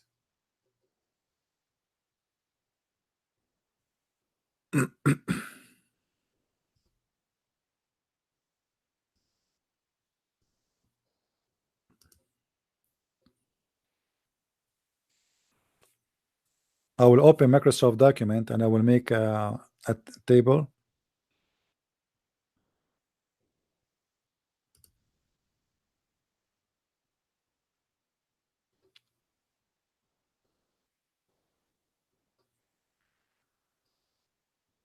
All right. So here,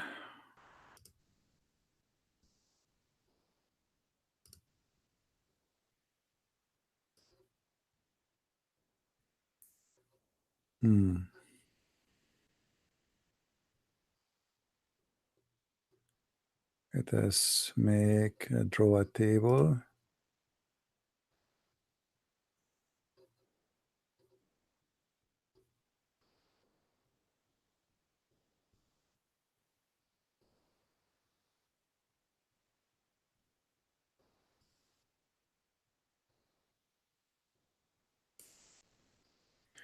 All right. I am going to copy from that website the word they gave us exactly as it is.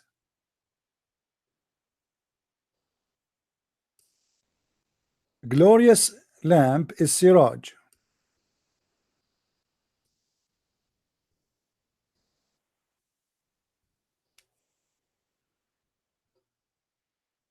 This is for the sun, used for the sun.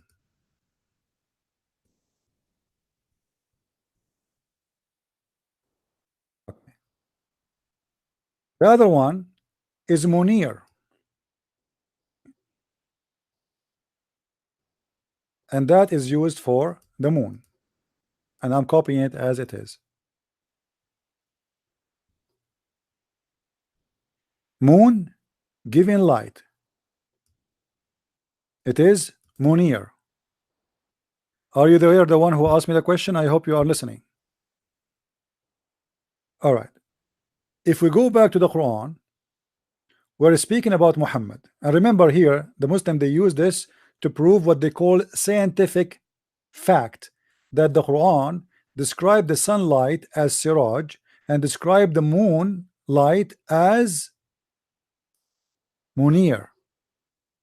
Do you see it? Munir. This is for the moon, which means reflected light.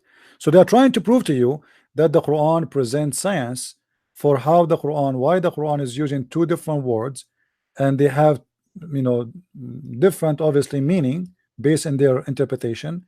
So this is obviously is a scientific fact. And we made a glowing lamp siraj, chapter 78 verse number 13. So they are giving you examples. And now here, and they are saying there,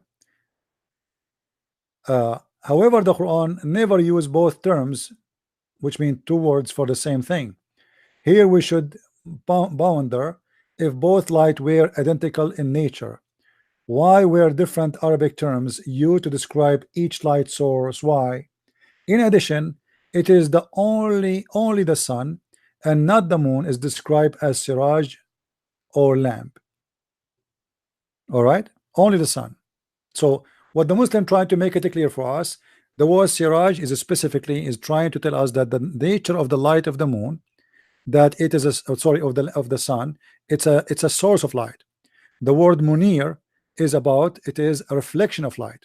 So now I think this part is clear, right? Now if we go to the verse, different verse, where the Quran said in chapter 33 verse number 46,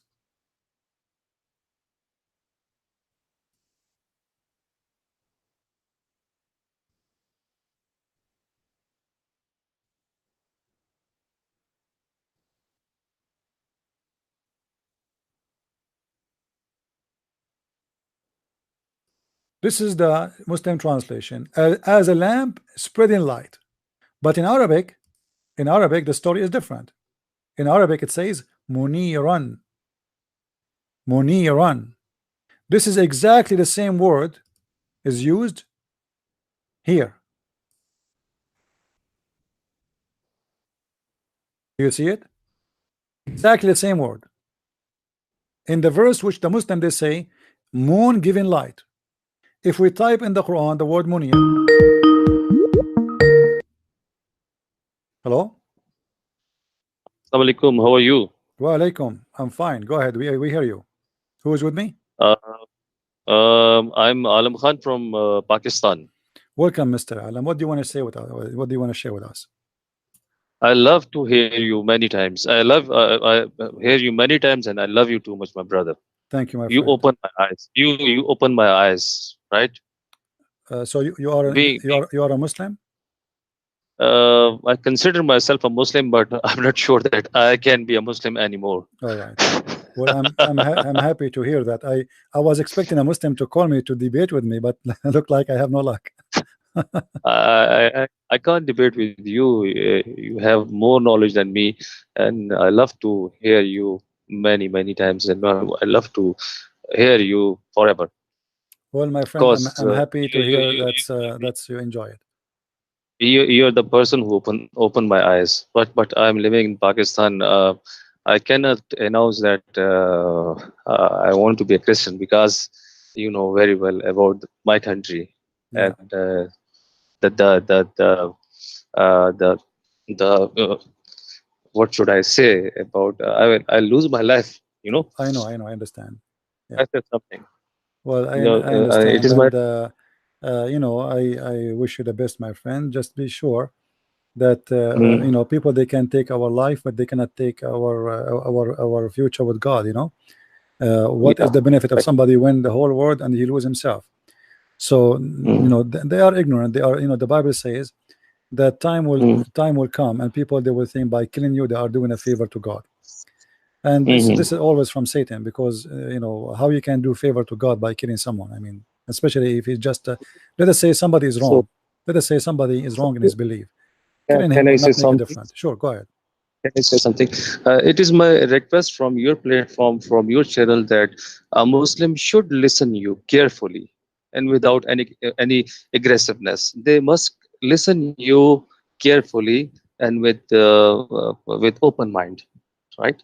They must search their book, their holy book. They must read their holy book, but with the translation. They are just reading Arabic in Arabic language. Basically, I'm from Pakistan. I know Urdu very well. I can speak Urdu very well. So because of you, I opened my book and I read it in Urdu language.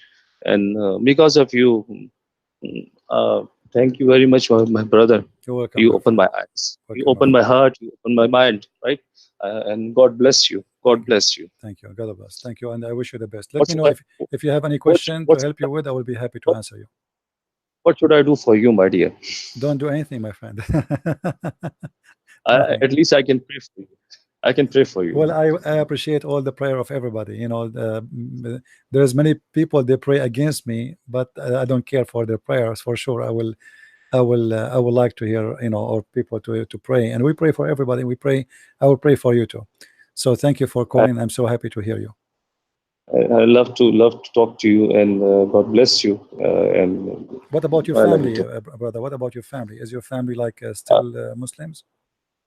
no, they're very they're very true Muslims, and I'm a married person. I talked to my wife about the topic of Aisha, uh, the topic of orphans, right, and the topic of son go down in muds, Hmm. right? Hmm. But even she's educated, but what should I say about her? She's not listening me carefully, Well, right? let you try to make your family listen to me, and maybe they can even call me. Tell them to call him, like call this guy and prove to me that he's wrong, and then you know, I Mm, will agree with you. Let them they they let they us see if they can you they know. they are not very open-minded people like me, right? Mm, They're not a good listener. They're just a good speaker. You know, yeah, one must be a good listener, then he can be a good speaker. yeah. Well, It is my word that one must be a good listener, then he can be a good speaker. So in my point of view, my family members are not a good listener. They are just a good speaker. I don't think even they can You know make a what good I list, mean? because in order to say to speak good, you have to learn Hmm. about what is good and what is wrong. You cannot speak good Yes. when you Yeah. don't know what is good, you know. And I don't see It is anything good in because. Islam, you know, like you see, even the Muslim, when they speak, like in Islam, we Quran, he order us to do charity, as an example. The charity in Islam is it loses its meaning, because a charity in Islam is just about you being selfish. You do charity God. so your sin will be forgiven, correct? No, nothing. This what The this what God don't need charity. God, Yeah, no, God no, don't no. need What God. I'm saying, God. Yeah. I'm saying this is what this is Okay. the charity in Islam is. It's not because you're good. Mm, It's because you're selfish. mm, You know, yeah. you're trying to bribe God. You go to the Kaaba, How you do how Hajj, can I? How you do can black, I? you kiss the black I stone, and then the second day you commit sin and you do more sin. I I don't want to kiss the black stone. Right? It's a Yeah, pagan. It's a pagan habits. Yeah. obviously. It's The a Kaaba is yeah. everything in Islam is pagan, because Islam is Yes. It's based fact. on what? Go kissing a stone, going around the stones, bowing in front of stones, and throwing stones. Last week, I was listening the debate of David Wood and Sam Shamoun. they mention that Alif Lam Mim means Al Uzza, Lat, and Manat. So Alif I Lam was Mim. shocked. Alif Lam Mim means Al Uzza, Lat, and Manat. They were the idol in Kaaba Hmm. before the Prophet of Islam. Okay. It is basically Haruf Muqatta'at. Muqatta'at means Alif, Lam, Mim, right? Hmm. David Wood and Sam Shamoon discuss it. And they said that Alif, Lam, Mim means Al Uzza, Lat, Manat. Hmm. It's a Well, pagan god name. you And know, it is in Quran. yeah, I don't know what they are basing their idea off. I would like to hear it, but you know, for me, I like to comment after I see what they said, I think because Sam I have a Shamoon, different understanding for those things.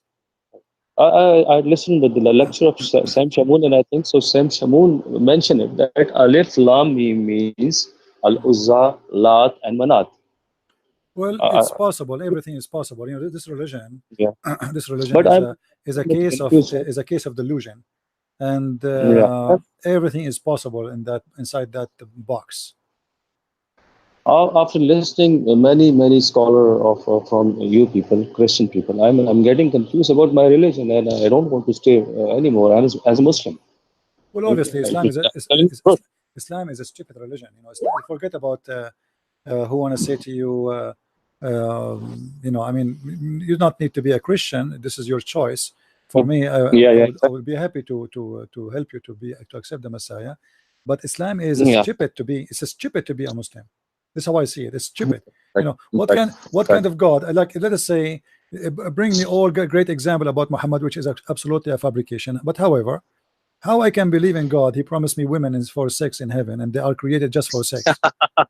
I mean, what kind of God this Lust. God is? You You mean know? lust? Yeah, I will go to Las Vegas. Lust. I will buy a ticket tomorrow to Las Vegas. There's a lot of prostitute there, you know, and you Yeah. can get what Allah will give you, and even better, you know. What kind of God He promised me? He will bring me imported women from hell, imported women from hell. And why they are from hell? Because those are hookers, prostitute, who they are expert with sex. So Allah Yes, in will fact. sign a contract with them, or let us say He will import them unwillingly or willingly from hell Mm, to serve in heaven. This is additional to the whore. This is different whore. This is different women. They are mm, women. They are imported from people of hell. And they yeah. have nice breast and nice vagina. I mean, what kind of God is God? You see, I do not need to be genius to understand that this is stupid cult. I mean, this is not, Can this I is say stupid. This can is I some disgusting. This is funny. can, Yeah, uh, my bro? Can I say something? sure. He's a very sexy god. He's a sex god, not sexy. You know, nothing He's a sexy about this. sexy and sex god, Yeah, and right? in the same time, like, why you are describing to me that those women, they have nice front, you know, they are desirable front. I mean, what does that mean?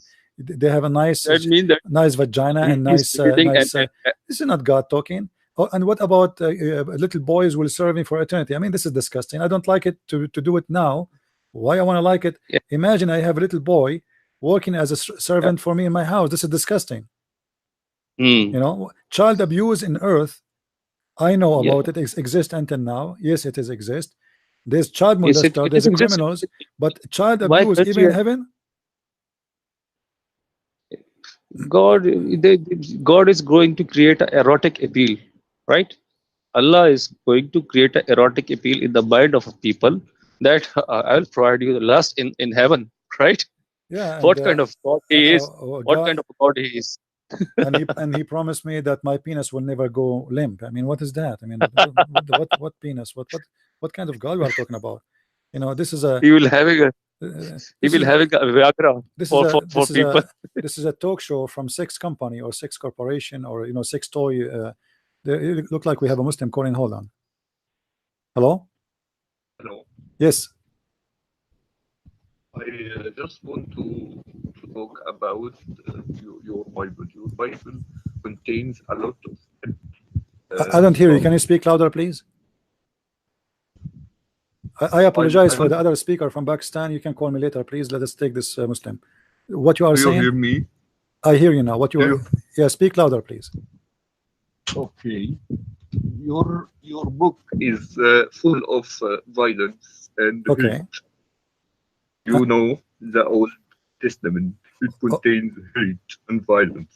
And So how do you attack Islam and misinterpret while this happens? well, first of all, give me where I did misinterpret for the Quran, and then we will go from there.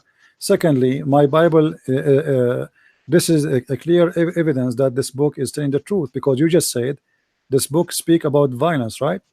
But those people, they live in violence, they die in violence, which means there's people, they are attacking them, and they attack people too. So there's a huge difference between somebody is teaching hate and teaching killing, and somebody is allowing people or a nation who they have a lot of enemies. The Jews, they've been enslaved twice during their history, the whole nation taken as a slave. So can those people go in war? Yeah, yes, they can, because everybody in their time lived by the sword. But to say, to go and kill and rape women of somebody just because you don't agree that you're a prophet, that is a different story. It never happened. What never happened? Okay, do you speak, do you know how to read Arabic? Yes. Okay, you said you know Arabic, right? Okay, good. I will show it to you on the screen. Do you accept? I don't see the screen with Okay, where are you from, my friend? Which country you are from? Saudi.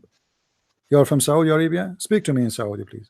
Okay, I ask you something. Speak to me in Saudi. Speak to me in Saudi. Can you speak to me in Saudi? Can you speak to me in Saudi? شلونك شخبارك?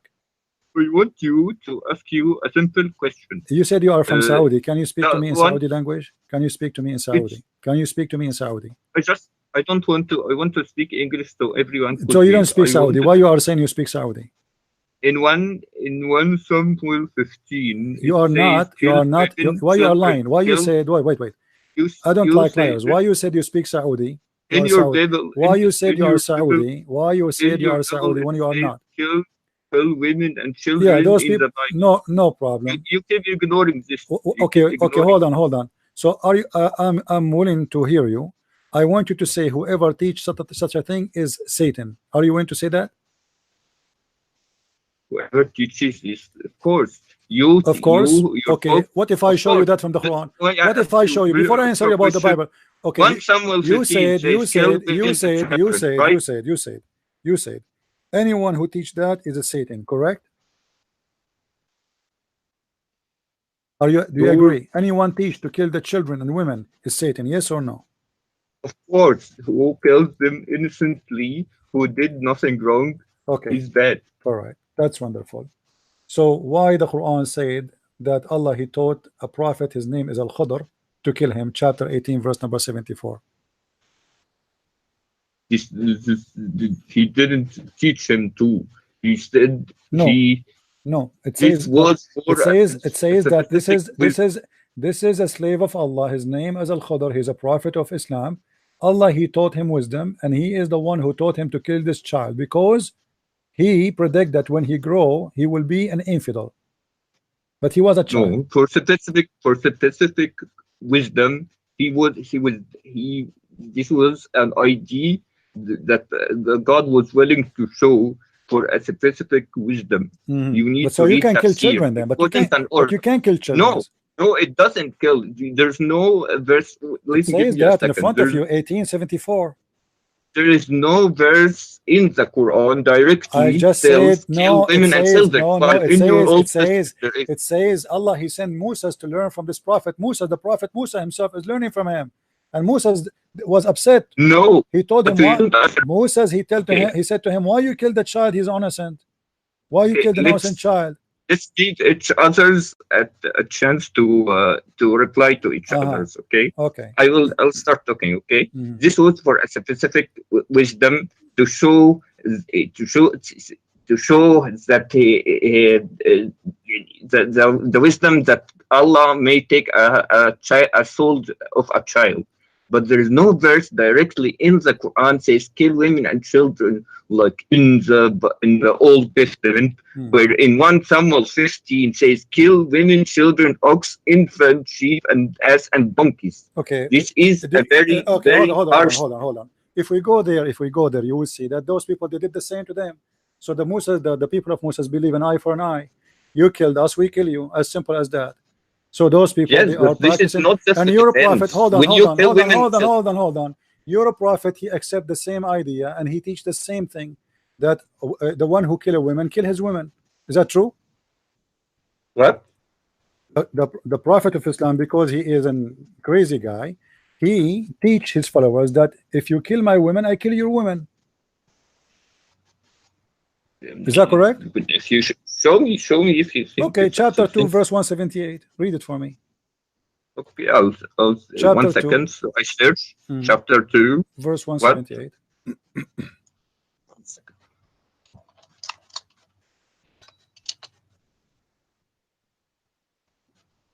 One second.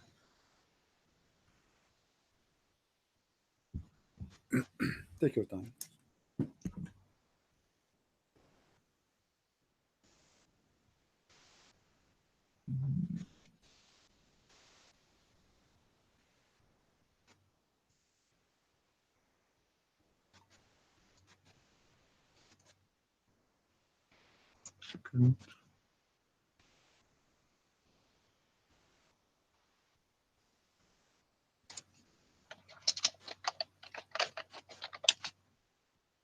Did you find it, my friend? 1 second. 1 second. As I approach. 1 second. Mhm.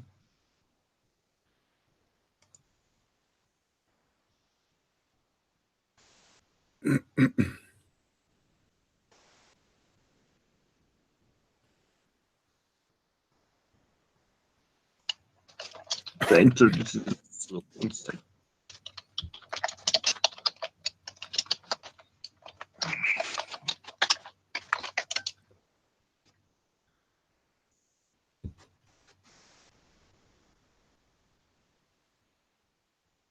I'll read it for you. 1 يا second. أيها الذين آمنوا كتب عليكم القصاص في القتلى الحر بالحر والعبد بالعبد والأنثى بالأنثى. Tell me, what does that mean? I'm reading tafsir to make sure. That's 1 second. No, read the verse first and then read tafsir for me. What tafsir you want to read? Which one? So I can open and read with you.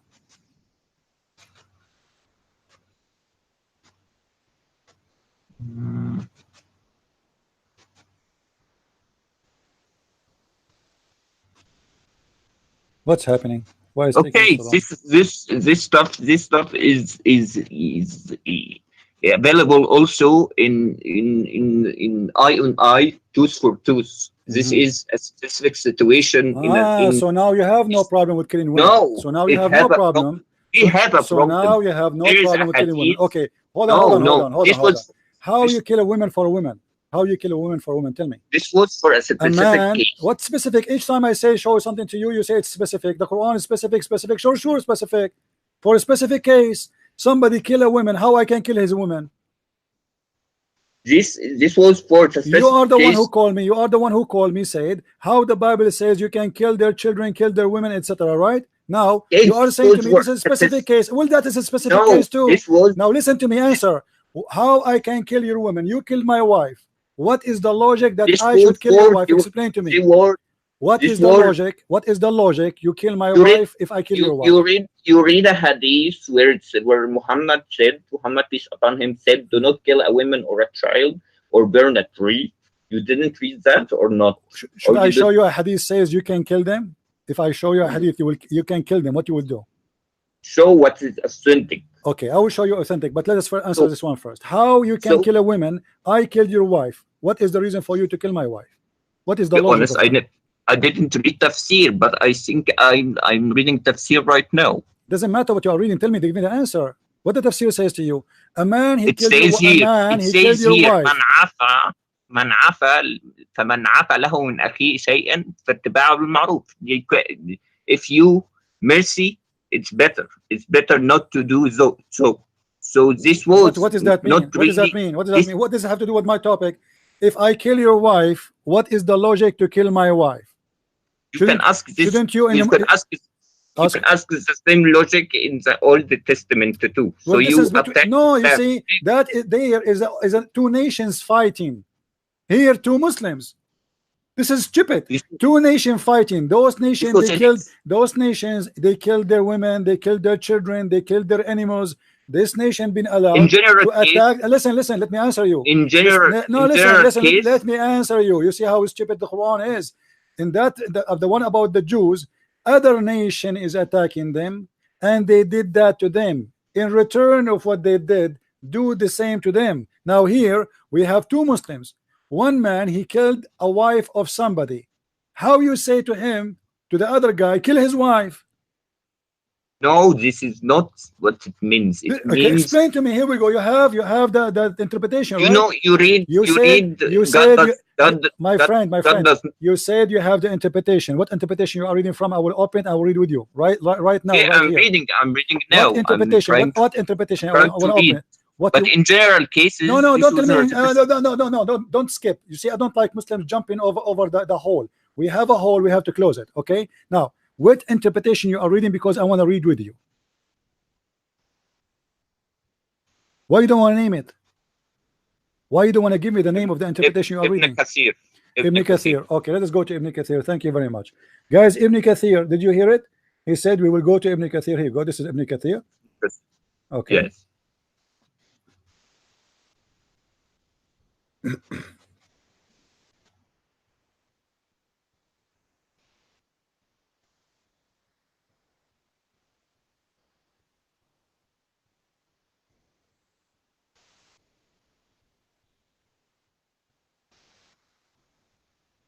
I will make you read it by yourself in English. I'm reading it. I'm finding the Arabic page. I will bring the English. 1 second. Well, we use the English one, so everybody, you can read the Arabic, no problem. I like your funny Arabic. Okay, 178. Here we go. This is Ibn Kathir. All right. Al-Qisas, the law of equality in punishment, is prescribed for you in the case of murder, free for the free, slave for the slave, a female for the female. Al-Hurru bil-Hurr, wal-Abdu wal-Abdu, wal-Untha bil-Untha. The free for the free, the slave for the slave, and the female for the female was abrogated by the statement life for a life. Yes, it was abrogated. Simple. Abrogated. Explain to me why it's abrogated. Thank you, guys. He just admitted. Thank you. It was abrogated. Why you did not say to me? Okay, why it's abrogated? Why it's abrogated? Why it's abrogated? Let me speak for 1 second. Okay. We have a respectful conversation. I speak, you speak. No problem. Why it's abrogated? It's abrogated because it's not in a general case. Because what was told, God does not forbid you from showing kindness to those who did not fought you about in your religion and did not drive when you say out abrogated, of your hold on. When you say abrogated, are you saying this is not valid no more to practice? Of course, it's no longer valid to practice. Thank you. Does that mean Allah he found that he was wrong? Is that why Muhammad abrogated that? Is that because he found that this is stupid? No, because it's not. It's a general case. It's not a general case. What special because case? You killed my wife. Explain to me the special case. I killed your wife. No. Explain. No. There's no special case. You are a liar. Show me where it says here. This is a special case. Show me in the interpretation where it says this is a special case. It's in front of us. Show me where in the interpretation says this was a special case and it's abrogated because of that reason. Can you show it to me? You said yourself in the tafsir it's abrogated. Yeah, but it's not because it's a special case. Because people complain. They say this is stupid. The guy he killed my wife killed the guy who killed the wife, not his wife. Well, of course, if you think this is stupid, then you must read listen. What the same thing? I killed your wife. Who is the one should be killed? Anyone have little brain should say the one who killed the women should be killed. This is between two Muslims, not between two nations. So now a Muslim he killed a woman. Why I should kill his women? 1 second. 1 second. Guys, he will not have an answer. He will go and search in the Bible now. No. I will give you an answer. Deuteronomy 19:21 says the exact same thing. The eye and tooth for tooth. This is not an eye for an eye, you idiot. This is not an eye for an eye. This is two Muslims. who one of them killed the other one wife. The Bible teaches This if is a man not if a regarding wife. man This is killed regarding somebody, you Allah. are a liar. The Bible says if a man kills somebody, he will be killed, not his wife will be killed. An eye and eye and tooth for This tooth. is not an eye for an eye. If I kill, I And- will be killed. This is what the Bible says. Here it says, if I kill your wife, you kill my wife. This is not an eye for an eye. This is stupid. This, if you think this is stupid, then read the rest of your Old Well, Testament book. you just said to me, eye for an eye. This is not an eye for an eye. Eye for an eye. If I took your eye, you took my eye. My eye, not the eye of my wife, you idiot. If you can, Well, okay, answer me. you Answer me. How you want to take the eye of my wife? I took your eye. Eye for an eye. I took your eye. You take my eye. not a You don't little- take the eye of not my a little- wife. So here it says, if you kill my wife, I kill your wife. It's not a literal eye. It's not a literal eye. Even What even in the eye? Old What Testament, eye? Listen. What is the justification for your God? Huh? To take such a thing to make it Allah, and later he you're saying abrogated. this is a justification that you this alone. Let us be clear. This verse is no longer. Why is due. no longer? Because Okay. people start making fun of Muhammad for his being No, stupid. no. Because What- this is a why- stupid. why- This is a stupid. This is not a Okay, this is it's your unjust. personal. It's your personal. No, let me- no. let us- Explain to me what is the justice in this, and that's my personal. You are the Muslim. Give You me a call me. second. Give Explain me a to me. second. Explain Give to me me. a second. to Why, speak. if I kill your wife, you can kill my wife? Give me the Give me answer. a second. Mhm. Speak. Give me a minute to speak. Then respond to me. I'm waiting for Okay. you to answer. Go ahead. Okay. Hmm. This was abrogated. Okay. Because- that's one thing. Because the people they made fun of Muhammad for it's I stupid. don't know. I don't know. I wasn't there. I wasn't there. to Okay. Now cite this. abrogated, not I wasn't there abrogated. In a certain time, People this make verse, fun. this verse came from Allah. Correct? This verse came from Allah. Are you saying to me it was wrong and Allah fixed Himself later? He made it something different. No, it So, was a pathetic. so it was a why Allah pathetic allowed this? extreme- Okay, explain to me pathetic now. extreme In case that in time, war. why Allah I allowed don't- a man to kill the wife of other man? Explain to us. No, it's not wife for wife. It was for It says a there, war. it says female for the female. Are you deaf? Female for the female. So the criminal doesn't matter who he is. If the victim is a female, we kill his female. It doesn't say kill the killer. And then abrogated by don't the verse. care, Listen, but you- abrogated by a verse saying life for a life, which is saying the same Indeed. thing actually. Indeed, this was a tribal issue. What a Tribal tribal, what a war tribal. God is between- talking, my friend. This is God talking. God. This is not talking about. This is not a tribal. This is a lie. This is talking about. There's you no have. there's you no have tribe. You are a liar. There's no tribal in Islam. In Islam, Okay. Muhammad, he said, No. if anyone is proud about his tribe, tell him to go and bite the penis of his father. Do you want me to show you the hadith? What tribal? A Muslim is not allowed to be proud about A tribe. second talk. This was a war verse. This was What about war? a What war. war? This is not a war. You are a liar. It says You in the read the case of tafsir. murder. It's in case of Yes. murder. Read the tafsir. Show me where is the war. See, I will open. It says, listen, Abdul. It says free for a free, slave for a slave, women for the women. What war? in the case of murder, not in the case of war. Tafsir. It's in the front of you. The tafsir in the front of you. I'm not opening the where this is a translation. My friend, who cares if it's translation or not? Ibn Kathir in the front of you, and the Quran in Arabic, it says in the case of qasas. Qasas is a murder, not war. War, there's no murder. War, there's two enemies. It was abrogated. Doesn't matter. It is abrogated. Why? Because people, they are making fun of the stupid Allah. Okay, you What can kind say of- the same thing No, about no, the no, Old Testament. no, you cannot. You cannot. Eye for an eye doesn't say you do that. You are a liar. And now you are the one who put yourself in the corner. You said it's abrogated. You don't tell us why it's abrogated. If it is correct anyway, why he need to abrogate that? Don't we need it anymore? Was it wrong? Was it wrong? Tribal Was it, war. what Tribal. tribal? Where is the tribe? Show me the tribe. Show me where. And there it says there's two tribes are fighting. Are you an idiot or what? Let us say this for the sake of argument. There's a tribe. How you say to them, the man who killed your wife, kill his wife? What is the logic? No, this was not they were in war with another tribe. Abdul, you are a liar. I challenge you to show me the two tribes fighting.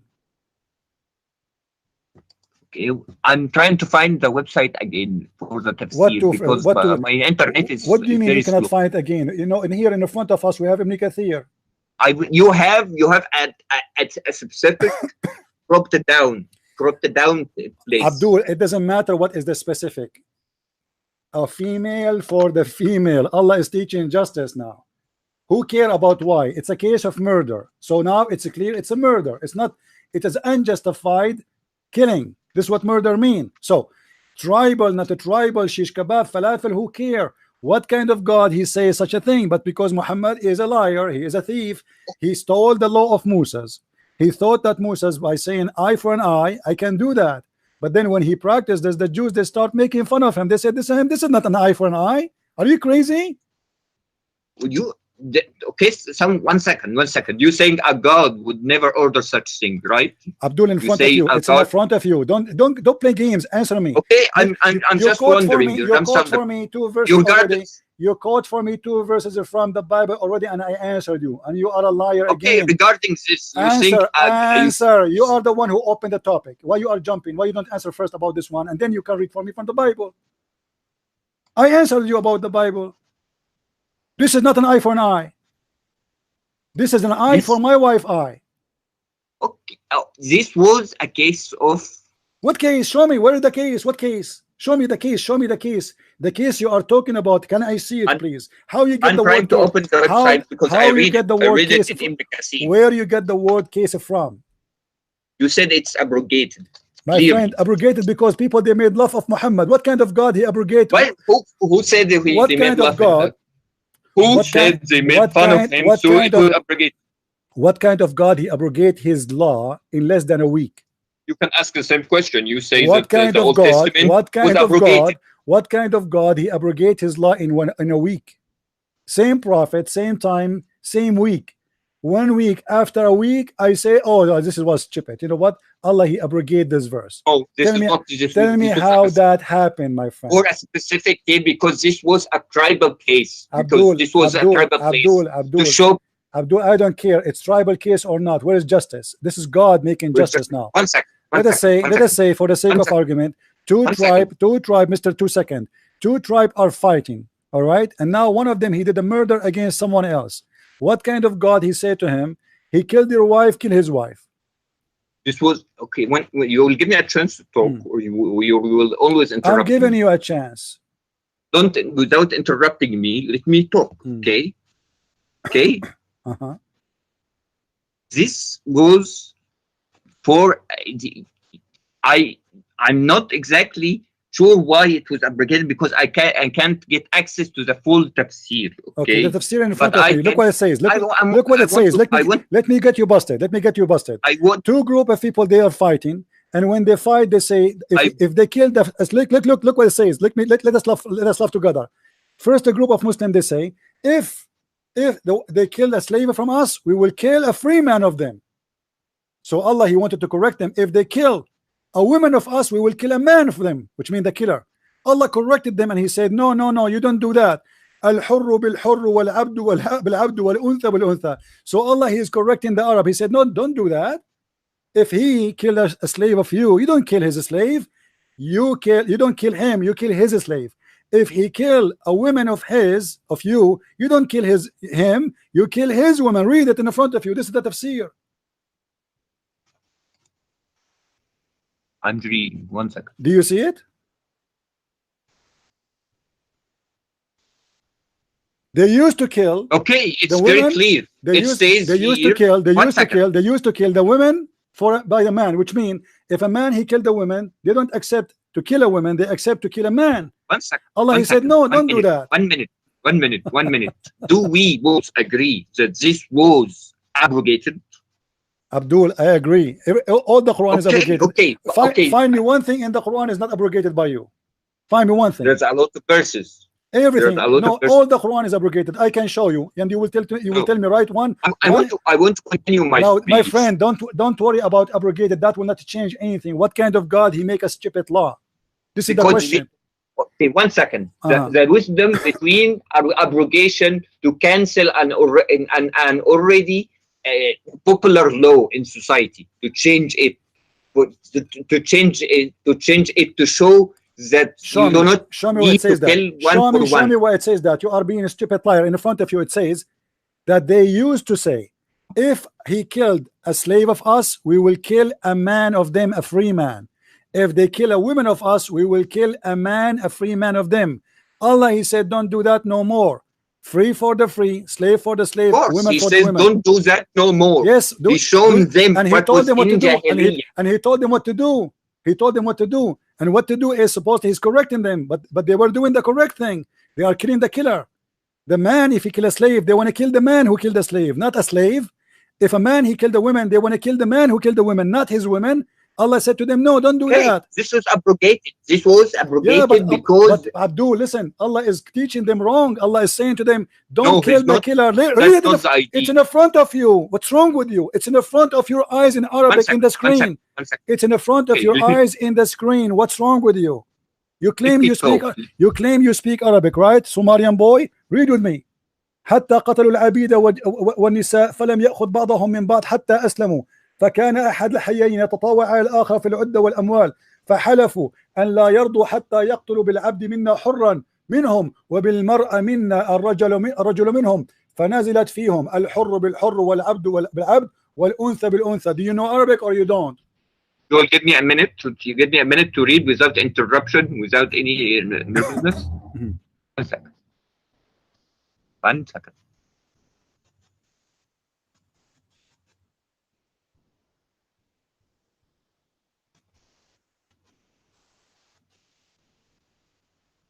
Okay, let me speak, and you want to judge whenever, if you want to judge, but I'll tell you what the thing is, what the tafsir is saying. Okay, what tafsir? The tafsir is saying they use. What tafsir you are reading now? I'll think the tafsir is on your eyes. What tafsir you are okay? reading? What tafsir you are reading? Okay?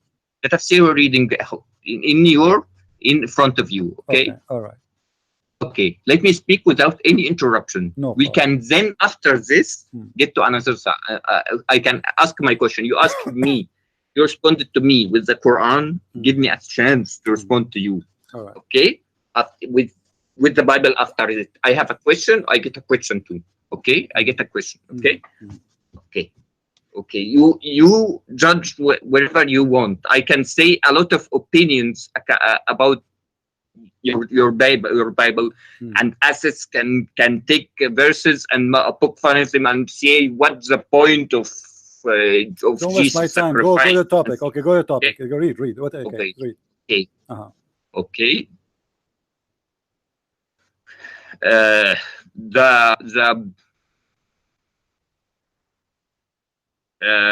This used to be in the past. An eye for eye, and tooth for tooth. They used to kill each others for the slave for slave, and this and this.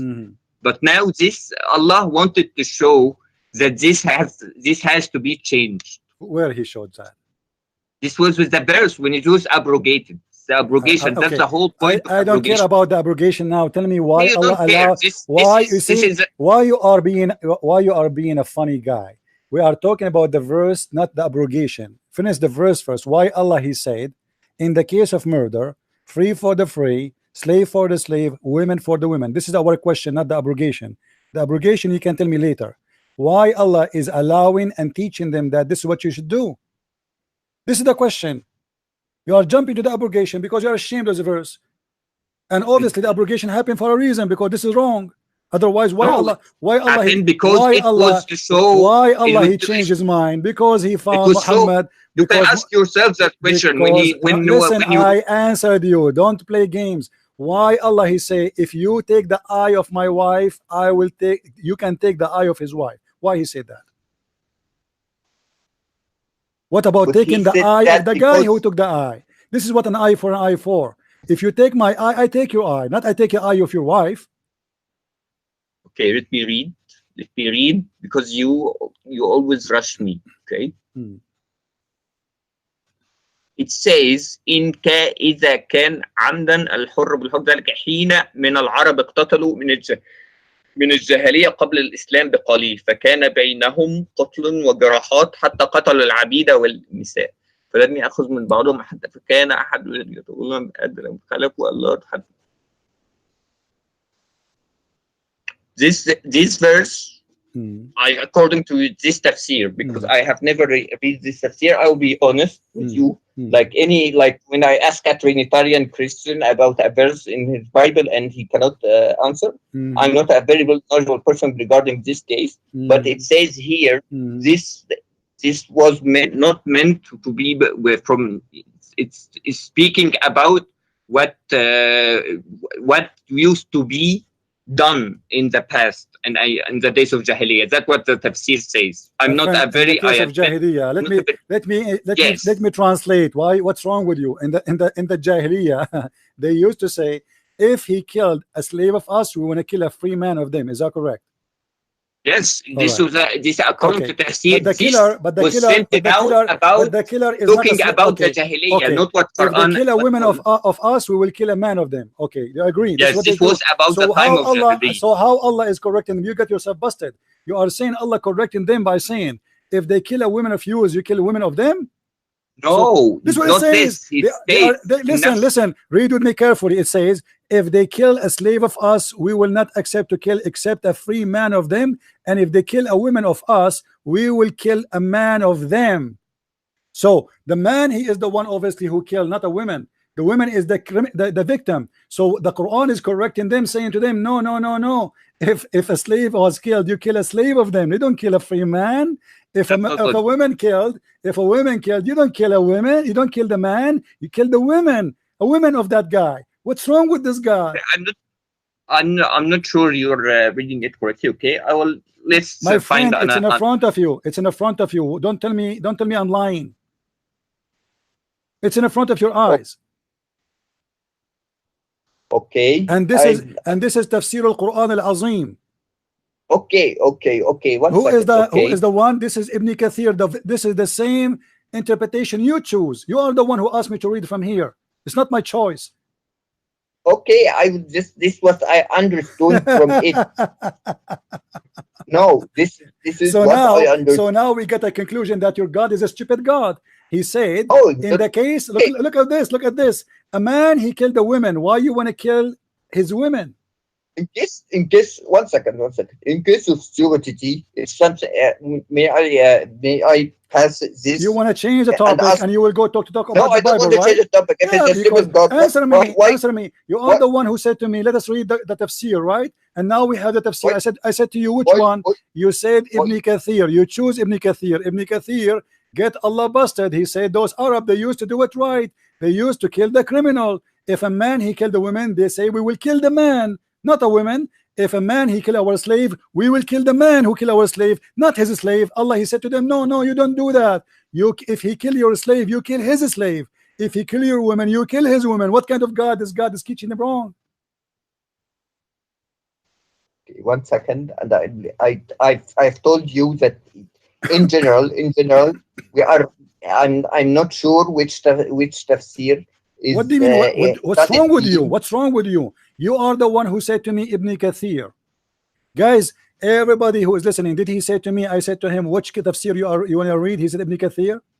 This is Ibn Kathir, and this is Islam library.islam.web.net. The whole point. Volume, listen. This is the whole point. You are the one who choose the tafsir, and the tafsir get you busted. The whole point tafsir, is abrogated. Ibn Kathir. The whole point is abrogated. Yes, that's this additional proof that Islam is false. Because why Allah abrogated? Because people they start making fun of the stupid Muhammad. How you teach? Where is making fun? Say it in Arabic. Okay, say it where in which line they made fun. All the Quran, the Arab, they are making fun of Muhammad. Where did people, where in the line did it say in the tafsir? In the front of everybody. They made fun of him. In the front of everybody. If I show you the Arab making fun of Muhammad, changing his mind about abrogation, are you willing to say that my prophet is stupid? Listen, I will make a challenge. If I show you that the Arab, they said to Muhammad, you one second to look at end. him, how he changed his mind, and he changed the verses and the law every few days, making fun of him. If I show you that, are you willing to say Muhammad is a crazy man? You 1 second. When I spoke 1 second, okay. First of all, it was abrogated. Second of all, they never made fun of him. In the tafsir, there's no word they made fun of him, so the verse changed. No, this never happened. Okay, that what happened, that it is abrogated. It was a law in Jahiliyyah that was abrogated. That's what the tafsir says. The end. This is the end now. No, this is the end. This is what the tafsir says. What the it end? was abrogated. What the end? The end. It's, why the abrogation happened? Why? Because it's wrong. Why Allah he changed his mind? Can you tell me why Allah he changed his mind? Because it's to show that Jahiliyyah laws need what showed the Jahiliyyah? The Jahiliyyah, they were doing it right. The Jahiliyyah, they were doing it right. They used to kill the man who killed. Yes, this was changed. Yeah. For the wisdom of Allah. This so was Allah he abrogated to go back to the teaching of the Jahiliyyah. He's a Jahiliyyah now. No, the teaching Abdul, read with me. It says an nafsu bin nafs. But Allah before he said to them, no, a man for a man, women for a woman, a slave for a slave. But they are the one he used to say, a nafsu bin nafs. The one who killed a slave of us, we will kill a free man of them, because he is the one who killed our slave. So your God, he don't want a free man to be killed. He want the black man to be killed. No, you don't kill the no, you realize the Prophet had a black adopted son. He have adopted son. He's black. What his name? No, Bilal. Bilal is adopted son of Muhammad. No, but he was his servant. He used to serve him. So you are saying to me, your prophet, he owned black slaves? No, he's not a slave. He was like a slave. Was Bilal a slave of Muhammad? Bilal yes or no? Was his muazzin. Was Bilal a slave? Yes or no? Bilal was Bilal a slave? Either you say yes. No, listen. Him. He bought him. Let me get you busted. Was Bilal a slave when Muhammad died, and he was a slave when Muhammad was alive? He bought him, then freed him. Who freed him? Muhammad freed him? I guess. Okay. What if I got you busted?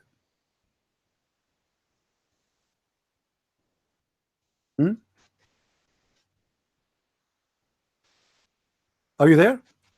I'm there. Okay. What if I got you busted? You said that Muhammad he freed Bilal. Correct? Okay. I want you to show me one hadith says that the Prophet he freed Bilal. Okay, 1 second. Can you show me? 1 second. No problem, I'm waiting.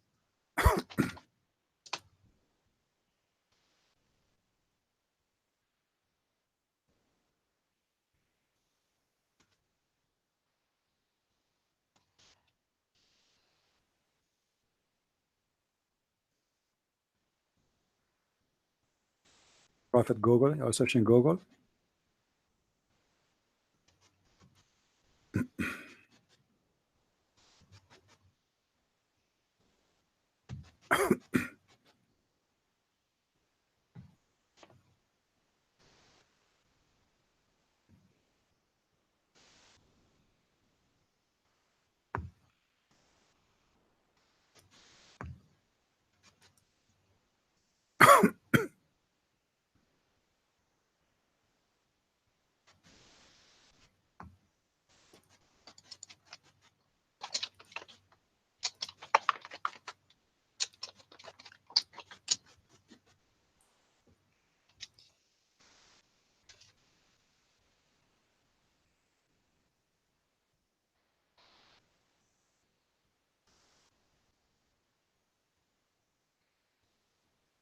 Should I stay until tomorrow?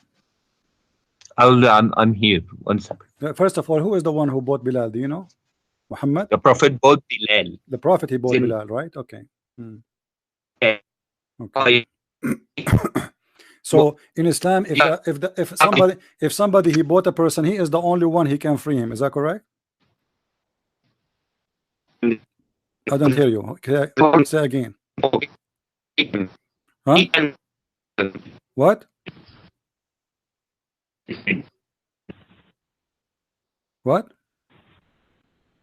I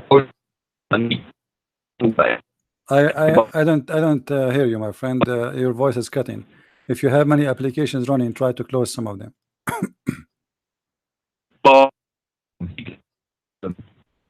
What?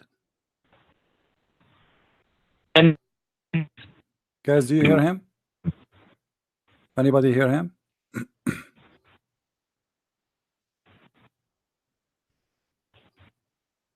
Hello? Hang up and call me back. Let me call you back.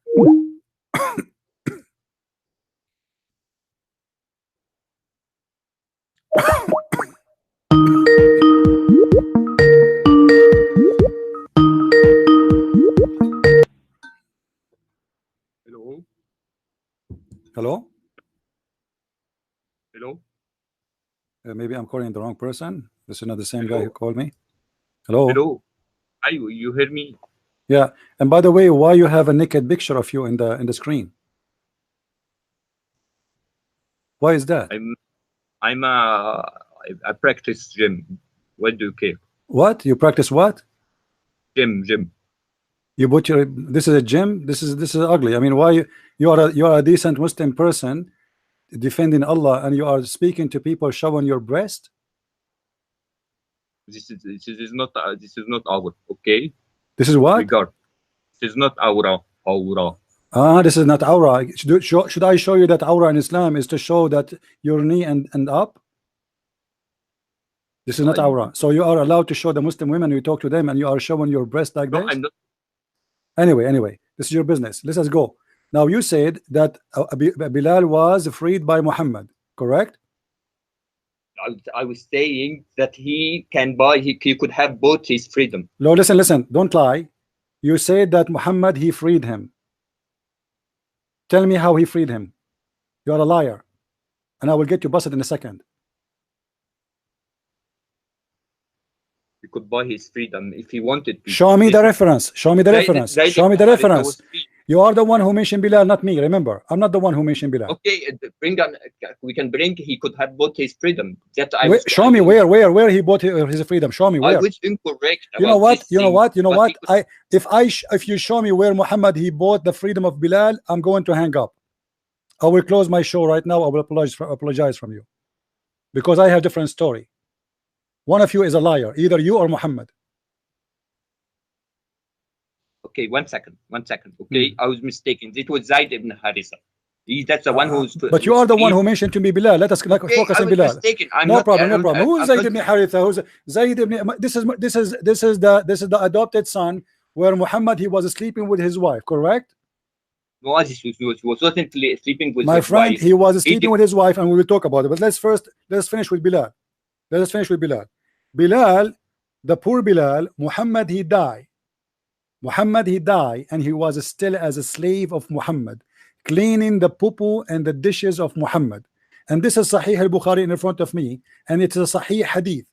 After the death of Muhammad, Bilal he came to Abu Bakr, because you are an ignorant. The one who bought Bilal, it was Abu Bakr, for a very simple reason. Abu Bakr is the one who inherit all the slaves of Muhammad who used to be in the house of Aisha. Now Bilal said to Abu Bakr, if you bought me for yourself, then keep me for yourself. But if you have bought me for the sake of Allah, then leave me for the sake of Allah. So the poor Bilal, he lived as a black slave, humiliated, living as a third-class citizen, not even a citizen, he's just a slave, abused and used by the white man Muhammad all his life. And now the poor Bilal, he been promised by Muhammad to be free. He thought he will be free one day. Now Muhammad is dead. Abu Bakr took over. So he said to him, when this will be over? You did lie to me, all of you. If you bought me for the sake of Allah. Check if this is Sahih or not Sahih. My friend, this is Sahih al-Bukhari. What do you mean Sahih or not Sahih? This is Sahih al-Bukhari. There's a great level. You mentioned before, because I saw. My friend, this is Sahih al-Bukhari. No problem. You know what? Not Sahih al-Bukhari. You know what? Show me one person say this hadith is da'if. Here we go. Okay, I'll Google search it myself. That's because Google. it's Sahih Bukhari doesn't mean the grade is Sahih. Oh, okay. Sahih al-Bukhari is not Sahih. The book is named Sahih, but the book is the hadith is not Sahih.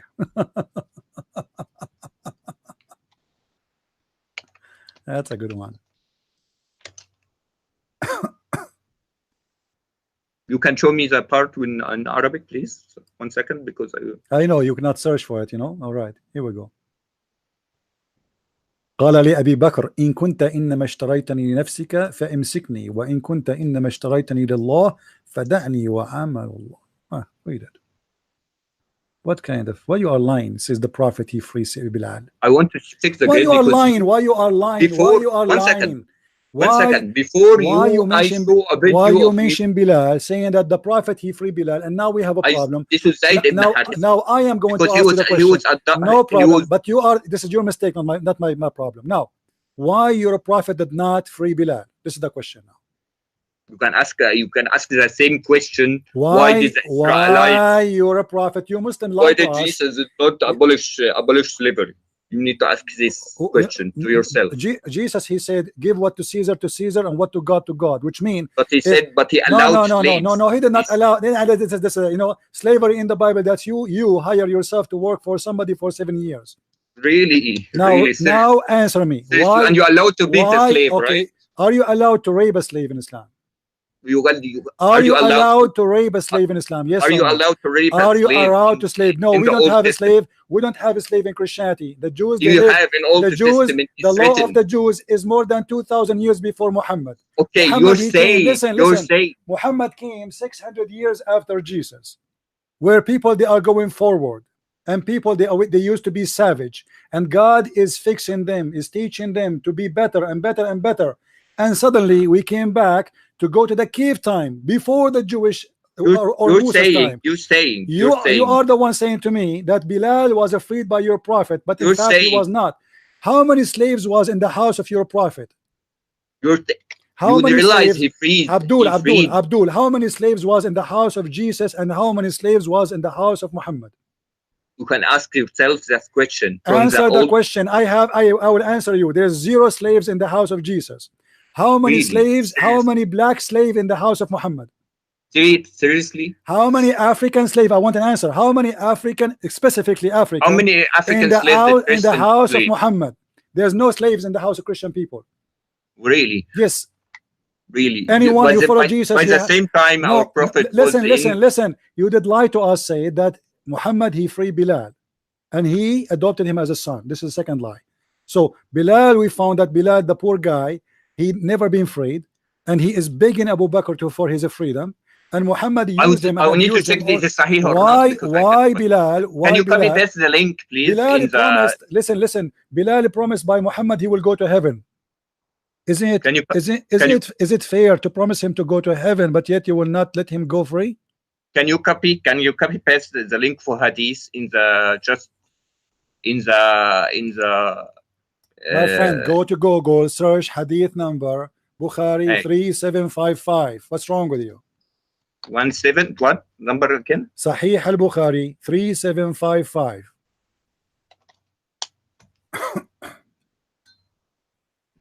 3755.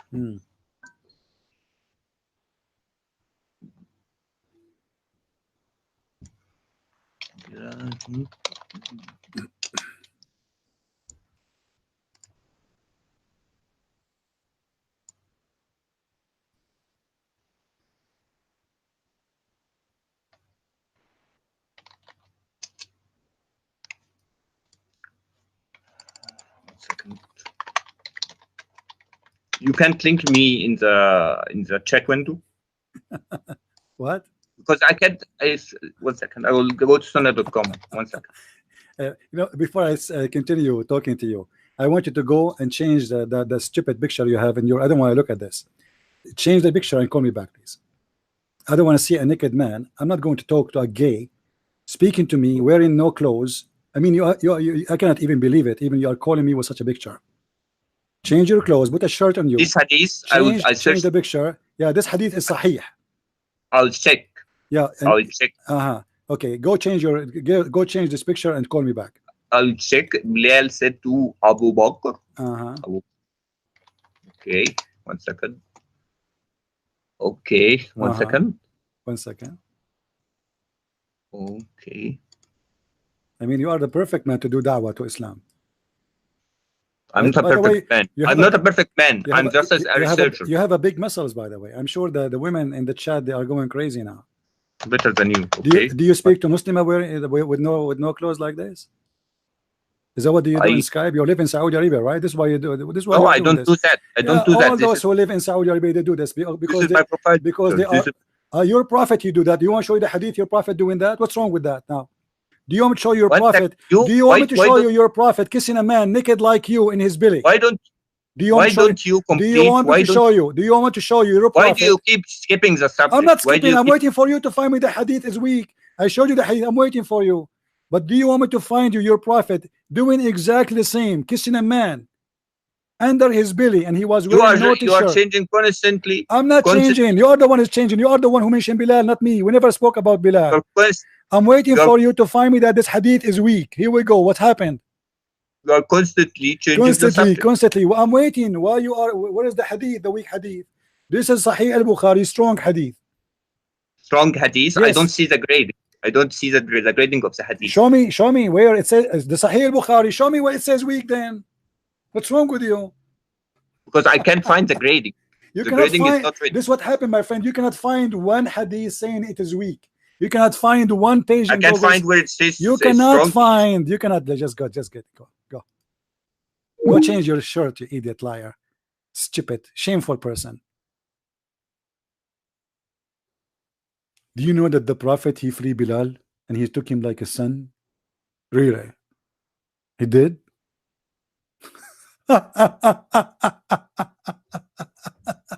Guys, brother, do you know that the first one he called for the prayer, the adhan, it was because he's a slave. They order him. The hadith says the Prophet, he ordered Bilal to do the adhan, ordered him. For he is his slave. The free men, they are sitting in their ass, the white Arab men sitting in their ass, and the poor black African slave is the one who served. Bilal, he cleaned the dishes. Bilal, he carried the food. And Bilal, he bring the food. Bilal, he do the adhan. Bilal, Muhammad die, he bury him. Bilal is the one who was the Prophet. Bilal is the one who cleaned the ass of the Prophet. Bilal is the one who carried the underwear of the Prophet. And then when the Prophet dies, still Bilal is a slave. And now he is begging for his freedom.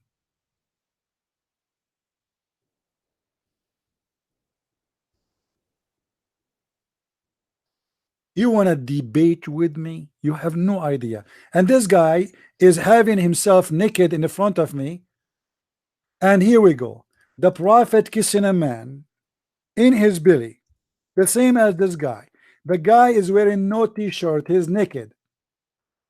So yes, this is Islamic behavior, my friend. Islamic behavior to sit in the front of Skype and show the girls you are speaking to that you are naked. Here we go.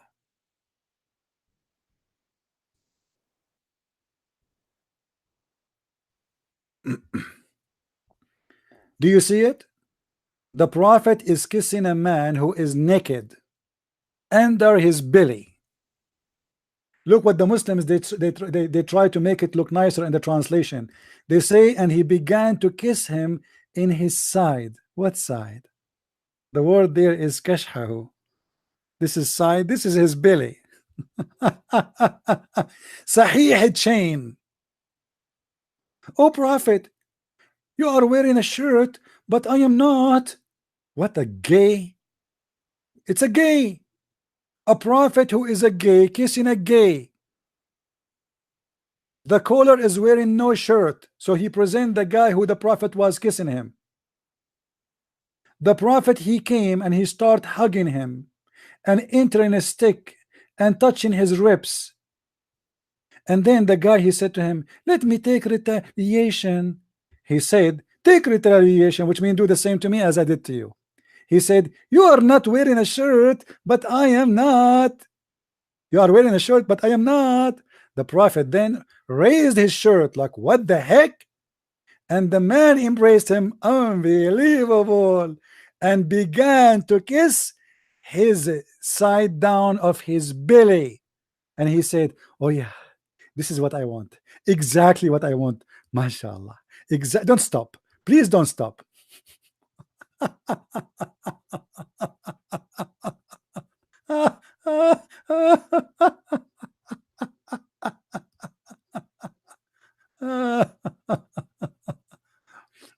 He forgot to change the account he used to chat with the Muslim ladies. You know, this is what happened to you if you live in Saudi Arabia. The first thing will happen, you will become either a child molester or horny bastard. You cannot control yourself. You have to show yourself naked to anyone who's talking to you. I was going to the gym. You don't even have muscles. Your body look like a chicken. What gym? If this is after going to the gym, you look like that. How you look like before you go to the gym then? This is after you go to the gym? Unbelievable. Who's next?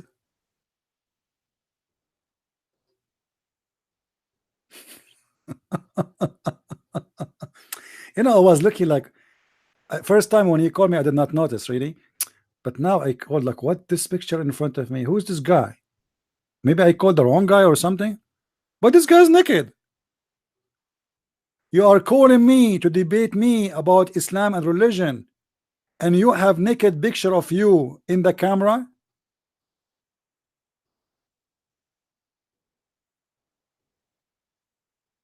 How many people you chat with, they are wearing no shirt? And you know, because I go to the gym. So what do you mean you want to go to the gym? You want to show us that you have muscles? He changed the picture now, guys. He changed it. He took it off.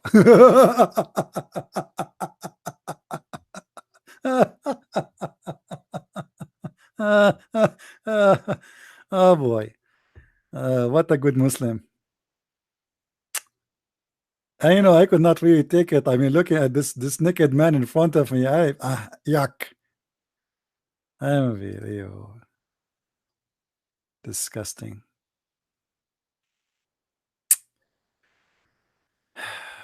Do we have any Abdul?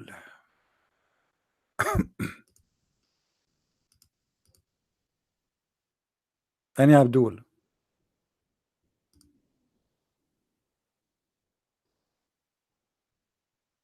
Call me back. If you change your shirt and change your picture, call me back. I will call him.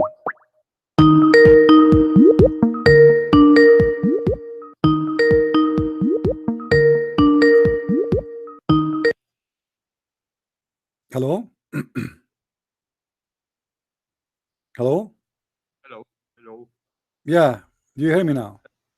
I hear you. I'm glad that you took you off your picture. Now listen, do you see the hadith in front of us? Your prophet is kissing a man down his belly. We have a second. Okay. Yeah, well, let us continue about Bilal. I forgot. And let us continue about the guy who, if you killed his wife, you kill. If you killed your wife, you kill his wife. 1 second.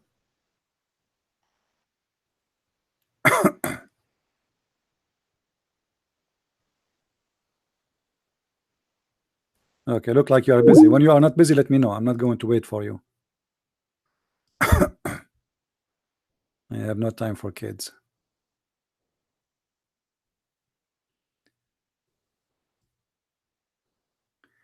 Guys, the prophet, he adopted a guy, a white man. His name is Yazid. And he married him to a beautiful woman. And the adopted son, because he have a beautiful woman, the prophet, he decided to do him a favor, to sleep with his wife. But before he sleep with his wife, he went to her house. And he entered the house and he flirted with the wife. And he said to her, praise be to Allah, the one who make my heart flip for you. A prophet of God flirting with the married women. The Muslim, they say to us, well, David, he killed a man to take his wife. Who's David? David is just a king, and he's a bad man. He was a very bad, he was a criminal, he was a sinner. He cried for God for forgiveness. This is who is David. We don't praise David. And the Muslim, they say prophet. I don't know what will make David really prophet. I can say that David is a prophet in the meaning that he prophesied that of things about God, but doesn't make him a prophet. You see, there's a prophet who received message from God to deliver, and there's a prophet who received inspiration from God for himself, which means he have God spoke to him maybe, but this is just for himself. He, you know, there's a message was given only to him. David was a criminal. He was a sinner. He was a bad man actually. He cried day and night asking for forgiveness. Nobody can say David was a wonderful man.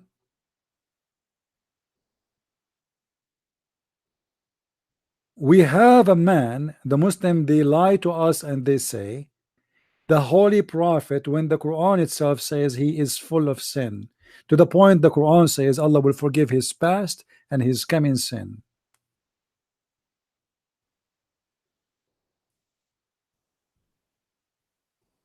Muhammad, he adopted that man, planning a plan. He want to marry him a woman who he cannot have. It's not time yet. He married him to that woman so he can sleep with that woman. Chapter 33, verse number 37.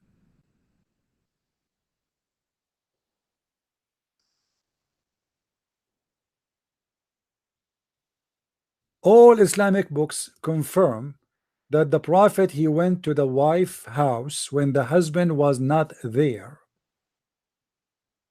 and he flirt with the wife, saying to her, praise be to Allah who made my heart flip for you. Look what it says. We've been told by Ibn Wahab, and this is Tafsir al-Tabari, that the Prophet, he married Zayd ibn Haritha, his adopted son. And by the way, the reason he did adopted this man because Muhammad was a potent man. He cannot have children. And this is additional proof that Muhammad never have kids, including the daughters he have from Khadija. Those are the daughters of Khadija. None of them are his daughter, not even Fatima. She is the youngest from the previous husband. Khadija, she have 3 husbands. So he adopted this person who was a white Arab, not a black, and he made him as adopted son, but that for a purpose of sleeping with his wife. So the wives will not complain if Muhammad, he went to the house of that man when the husband is not there, for simply he is his father, and nobody suspect that the father will sleep with the house with the wife of the son. And look what happened. It says that the Prophet, he went to the house after he married the Zayd to Zainab, the daughter of Jahish, the daughter of donkey, ibnat ammatihi, his cousin. Once the Prophet, he went to visit him, and he was on the door, and there was a curtain, and then the curtain left up the door, and then he saw her without clothing, or at least exposing her body, and then he felt, or he admired what he saw in his heart, which means he liked what he saw. He became in love with her body, and then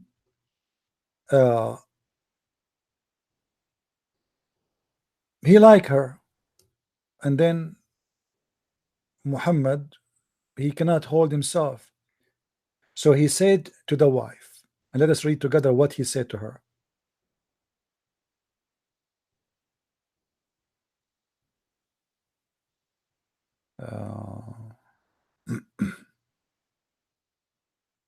Where? Yeah. And then Allah, he inspired him and he told him, he sent him Jibreel, and he told him, Zainab, she will be one of your wives. What? Allah told him, Zainab, she will be one of your wives. That's it. Allah have a plan for him. He like her. That's it. Allah, if Muhammad, he like her, do you think Allah is going to watch? For sure not. He will get him the toy. Any toy Muhammad he like, Allah will bring him the toy. So now Allah is working to make a divorce happen between the wife and the husband. How this happened? The story says that after the prophet he saw her and he liked her, he told her, praise be to Allah, the one who made my heart beat for you.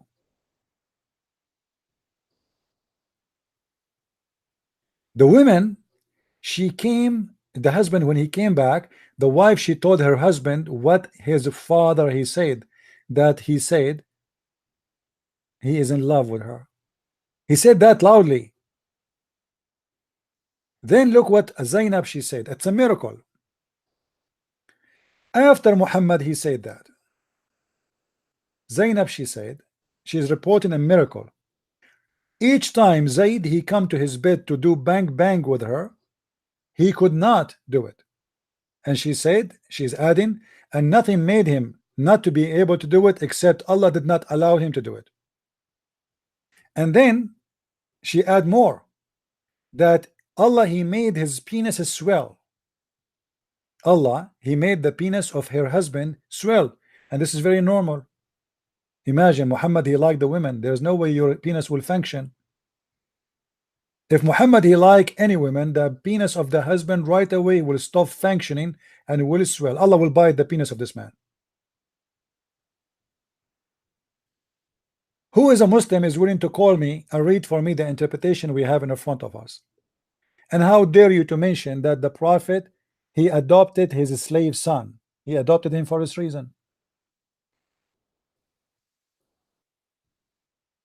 It's in the front of us actually. It says that Muhammad was worried that people they will say تزوج امرأة ابنه.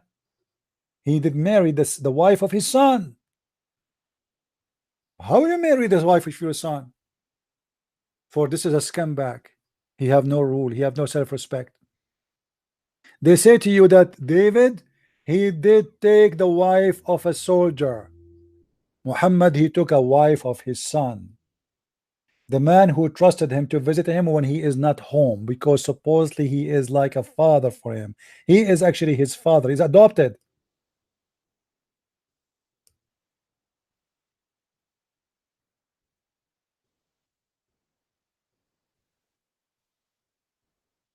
And Abdul,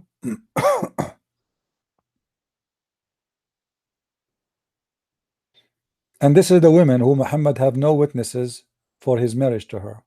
Look what she said. إن الله عز وجل أنكحني من السماء. Allah the Almighty he did made my if her by the sky. Look how faithful this woman is. Obviously, you know why she want to marry an adopted slave by a man who cannot have children. If she can sleep with the king, the lord of this slave. So obviously Zainab and Muhammad already they have relationship and they were planning for it. Why Zainab she mentioned to her husband when he come back that your father was here and he flirted with me?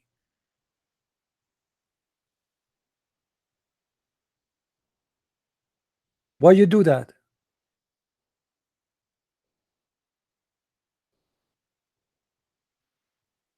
Any Muslim?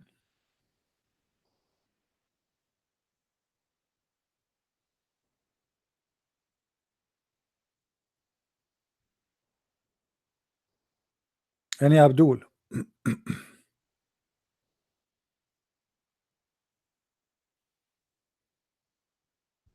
Who's Abdul wanna call me? At least, but please wear your shirt when you call me.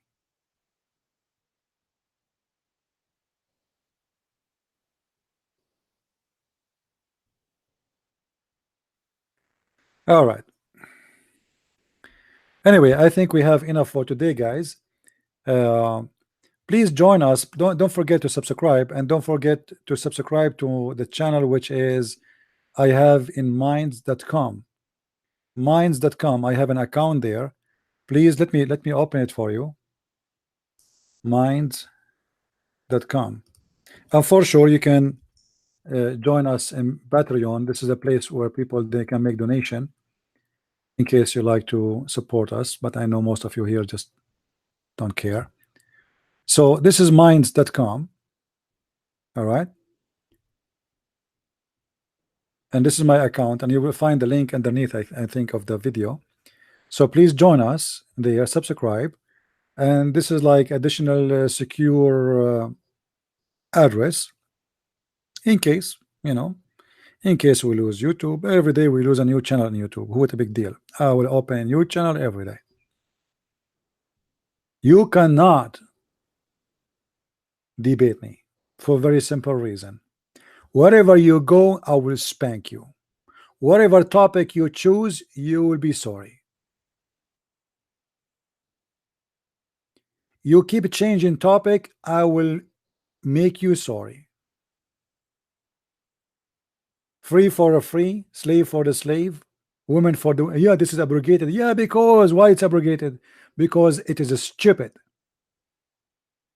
Why the mut'a was abrogated? Because it is filthy. People start complaining about such a prophet who do stupid law.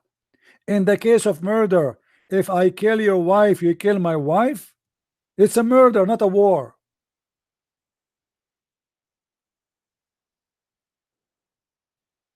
If I take the eye of your wife, you take the eye of my wife.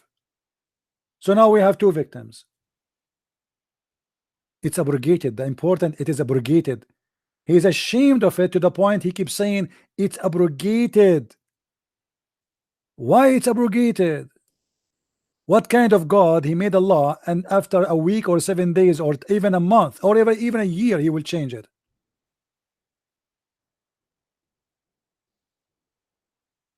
Why Moses did not abrogate his law every few days? Abrogated? Why? What is the real reason? I will tell you the real reason. Muhammad, when he keep changing his Quran and keep changing his ideas because he is very confused and he's very stupid, he have to come with the solution. So he come with this. If you remember when he was receiving satanic verses, and Muhammad in the same time was suffering from forgetting verses, so he come with a chapter in the Quran. It says, chapter 2 verse 106, any verse we cause to abrogate and cause to be forgotten, we are going to substitute something better or similar. Have you ever heard of a stupid religion like this? Allah will abrogate his law, bring him better law.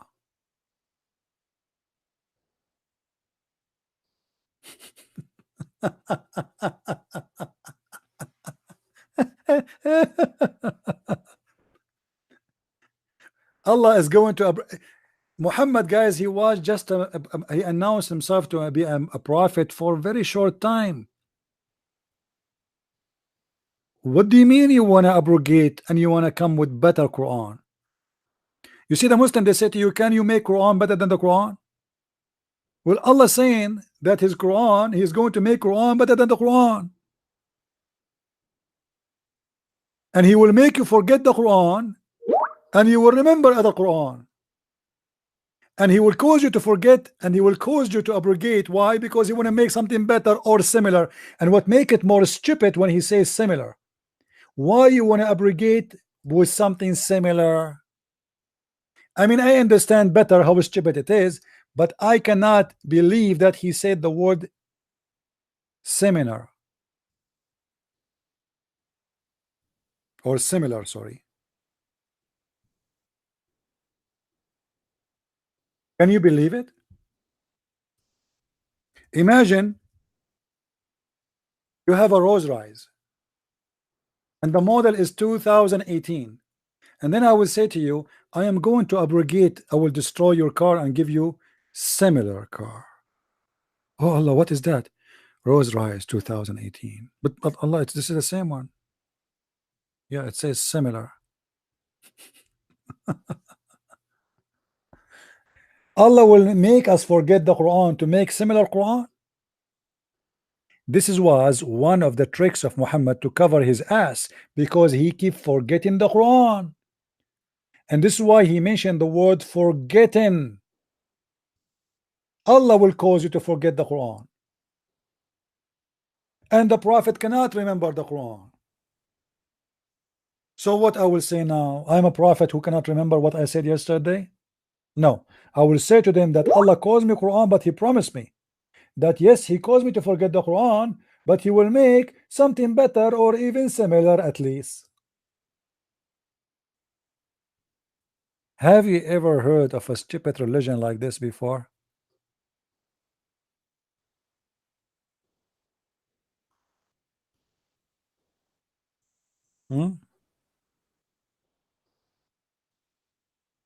Any Muslim have an answer?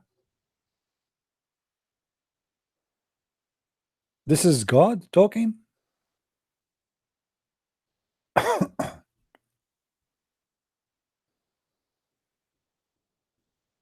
This is how God behave?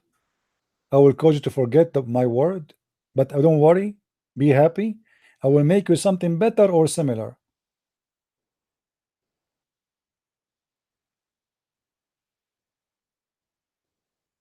Any Abdul? Any Abdul is wearing a shirt, please.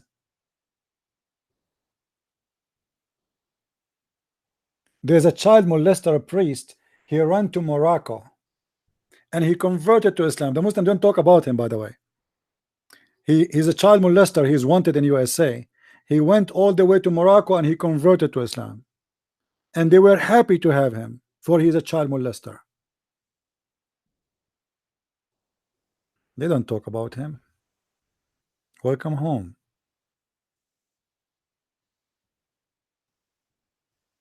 He's going there to wear a naked chest and put his picture in Skype and talk to children's.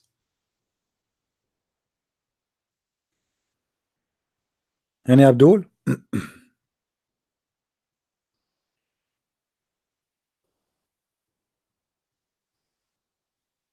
Hello?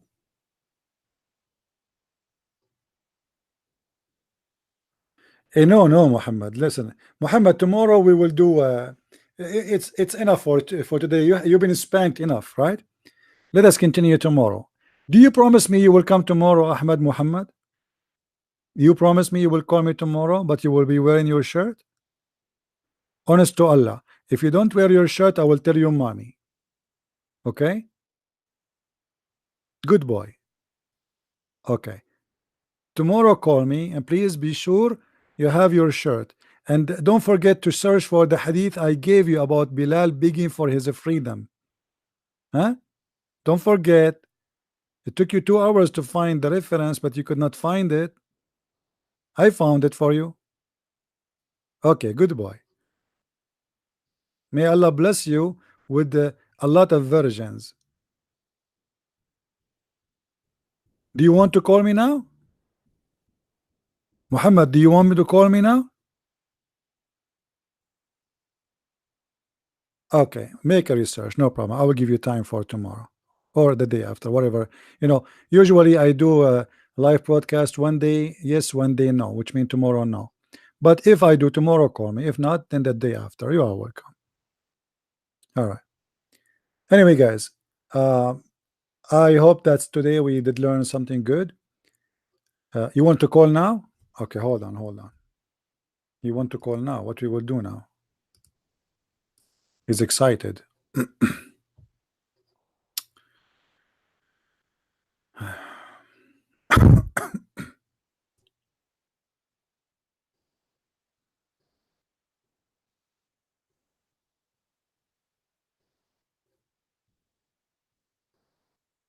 And where is your name?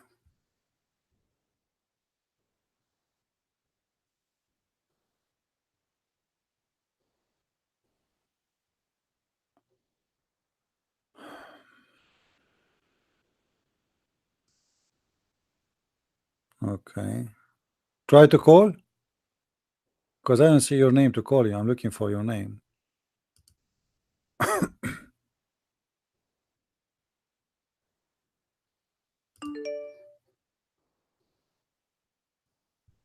Okay, let's see.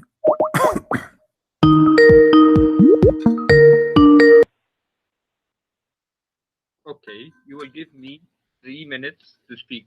Okay, 3 minutes? Why 3 minutes? Why not 3 hours? because I have the long answer. I have a long answer to your question. Long answer. Okay. So Okay. but this answer about what? Because there's many questions you never answer any of them. Which one you answer now? Okay, 1 second. Okay, for the hadith about what you claim was something inappropriate. The Prophet did. He didn't do anything and inappropriate.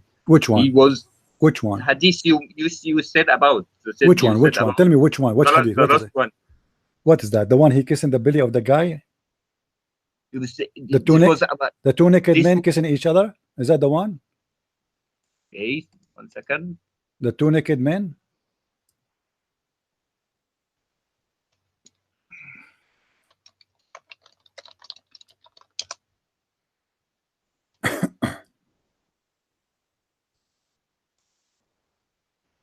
Need to go back in the video to see. Can you speak louder, please? Okay. Okay. I have it in front of you. So what you said? Because He said he did not do Okay, anything okay, inappropriate. okay, I'll show you. Okay, it says what hadith says. It says he kissed him in his side. Mhm. This is kissed him in What his the side. what He the kissed side? What is the side? his side. What Does, the does, does, it, what the side? does it mean his belly? Does it mean What his what's belly? what? Okay. Okay, tell me what is the side for you? What is that? Side, his arm is like his arms. His This- arm. This is The prophet yes. kissing the guy, or the prophet kissing the arm? Who is kissing who? As a man kissed the prophet arms. This is extremely normal. He Okay, didn't kiss him in. what is Okay, the what I is need the to- word? I What need to what is continue the my speech. word? What is the word in Arabic? I need to. You. What is the Look word in Arabic? look- What look is the what word? said- What is the word used in Arabic in the hadith? Look in the video. Look My in the friend, video. okay, I'm asking you. He kissed his side. What is the word side in the hadith? What is that side? What side? Does it say arm? Don't you see that your own translation? Yeah, it says side. What side? Where is the side? Where is located that side? Side. I know what where is located is which side. The hadith doesn't say which side. But it says in Arabic. Do you see the word Arabic in there? It doesn't have to say which side. It says he kissed him in the side. What? Okay, let No, me complete. It says in Arabic the word kashhahu. What kashhahu mean? Let me complete my speech. Okay, Abdul, the word there in Arabic is kashhahu. The Muslim translation is saying, this is not my translation, they are saying his side. What kashhahu mean? You know what kashhahu? I don't Even know. this word. You tell this me. You word tell me means- what kashhahu. What kashhahu mean? He this kissed word- him. He kissed him in kashhahu. What kashhahu mean? Kissed him in his side. What is side? Where? Where's side? There is this arm. This arm. This is side. It's okay. arm. Okay. 1 second. It's arm. Let me complete my speech. Okay. This was nothing inappropriate. Okay. It was nothing inappropriate. There is no hadith where it says that he practiced any gain. Okay. Do you want to challenge me that? Do you want me to challenge? I need to complete my. Do you want to challenge me that kashhahu mean the down of his belly? Yes or no? You need this has nothing to do with anything gay. You said his arm. You said his arm. What kind of a man? Why the man is kissing him? The hadith. Why a man kissing him down? One question, down his side. What side? You said his arm. You are lying. It's not his arm. Okay, his side. Okay, his side. What side? Where exactly? Where in his side? Where? How should I know that I live here? Where? Did I live there by that time? His west, his belly side. His west. Is that his him west? in his side. Is that okay? his, 1 second. Is that his west? Is that his west? One question. Is that his west? Yes or no? Is that the west? Is that the west? What the hadith says, I don't know. Hello, good boy. I'm asking you, please. Is the word kashhahu mean? Here we go. The hadith in front of me in Arabic. Is the word kashhahu mean the west of the man? Yes or no? The translation says I his don't care about side. translation. You speak Arabic. You claim you speak Arabic, right? What the word Yes, kashhahu? yeah, Okay, what the word kashhahu mean? 1 second. I've never heard this word but I know numerous people who said it means his side. Where is Okay. that? Where is that location? Is that between the belly and the back of the side, his back, but in the west side, Does it west area, which mean down the belly, which mean One down second, the belly? let's- Is that let's- from down the belly, down the belly bump, down in your west, all Let's- the way to the let's- back, let's- all the way to the back? Is that what kashhahu mean? What kashhahu mean?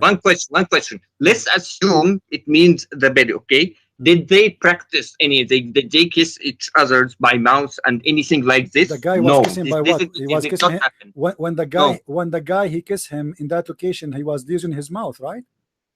No, did they kiss in his mouth like Lut when he slept with his daughters? So you are saying, or Noah, you are who was saying there's drunk, nothing wrong. okay, you are saying there's nothing wrong if a man he start kissing you in your belly and down your west. You are saying it's okay. You don't know. Do you have anything to prove that he was practicing gay?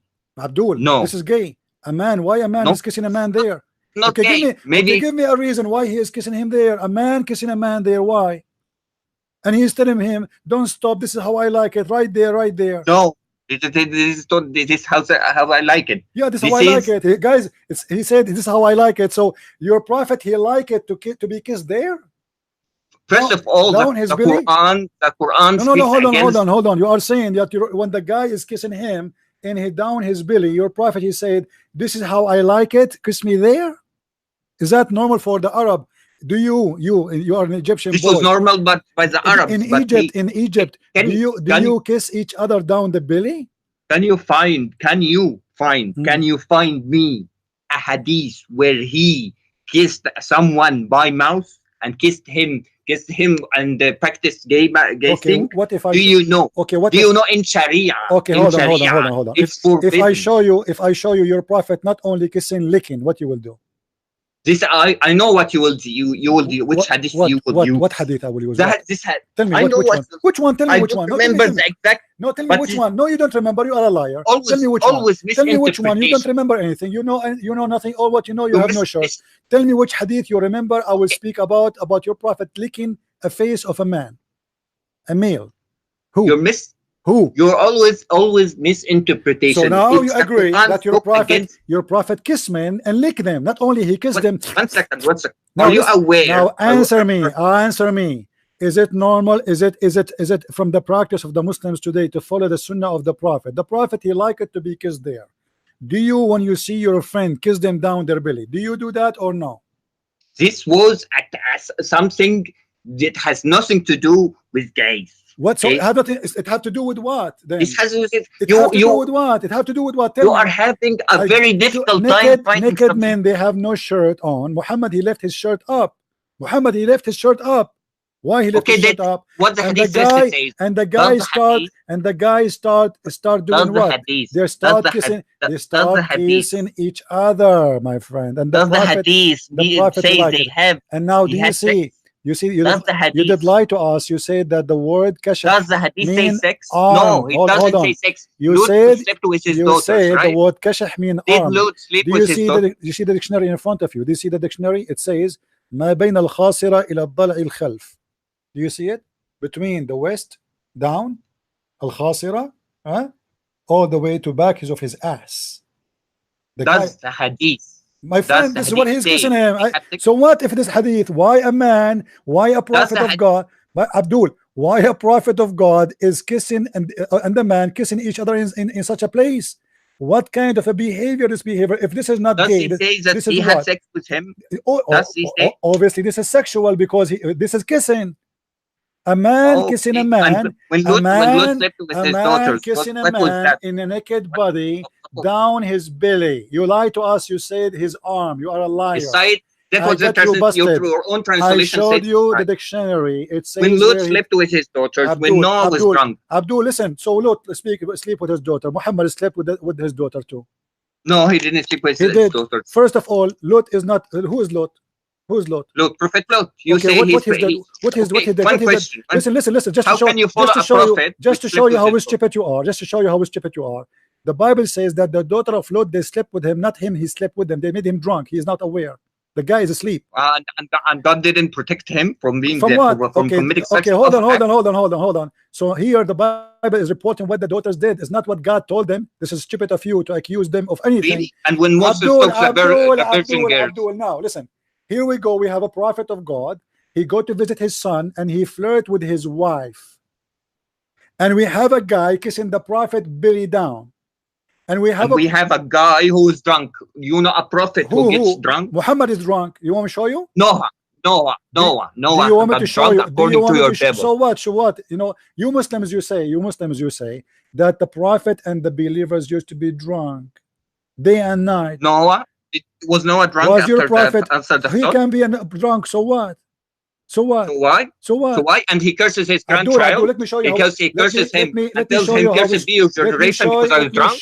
Let me show you what. No, he cursed his son because he was making fun of him.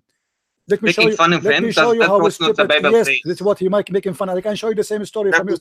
Okay, hold on. If I show you the same story from your books, your prophet saying that, are you going to spit at your prophet saying shame on you to believe in this prophet? If I show you the same story of Noah, if I show you the same story which you are making fun about Noah, if I show you the same story, your prophet reporting that, what you will do? Do you promise me to open your camera and you dance naked for us? Do you challenge me? Why you are quiet? Do you challenge me? Do you accept to challenge me to show you your prophet quoting the same story? Okay. And if he is saying that you are making fun of it, are you willing to say that your prophet is a scumbag, he's a stupid, he's filthy? Because you are making fun of the Bible. So if you're a prophet teaching the same story and he believed in Noah to be a prophet after he did that, are you willing to say Muhammad is a stupid scumbag? No, I'm not willing to say. See, so you are a coward, you are a hypocrite. No, but so why you are mentioning it?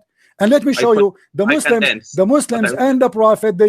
All of you used to be drunk. The Quran says, "Wala taqrabu salata wa antum sukara." Don't get close to the prayer when you are drunk. Why? Do you want to read Ibn Kathir? Do you want me to read Ibn Kathir?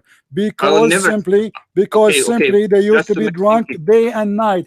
And do you want me to show you your prophet teaching the Muslims how to make wine? Just to make things clear, do you want me to show you the prophet?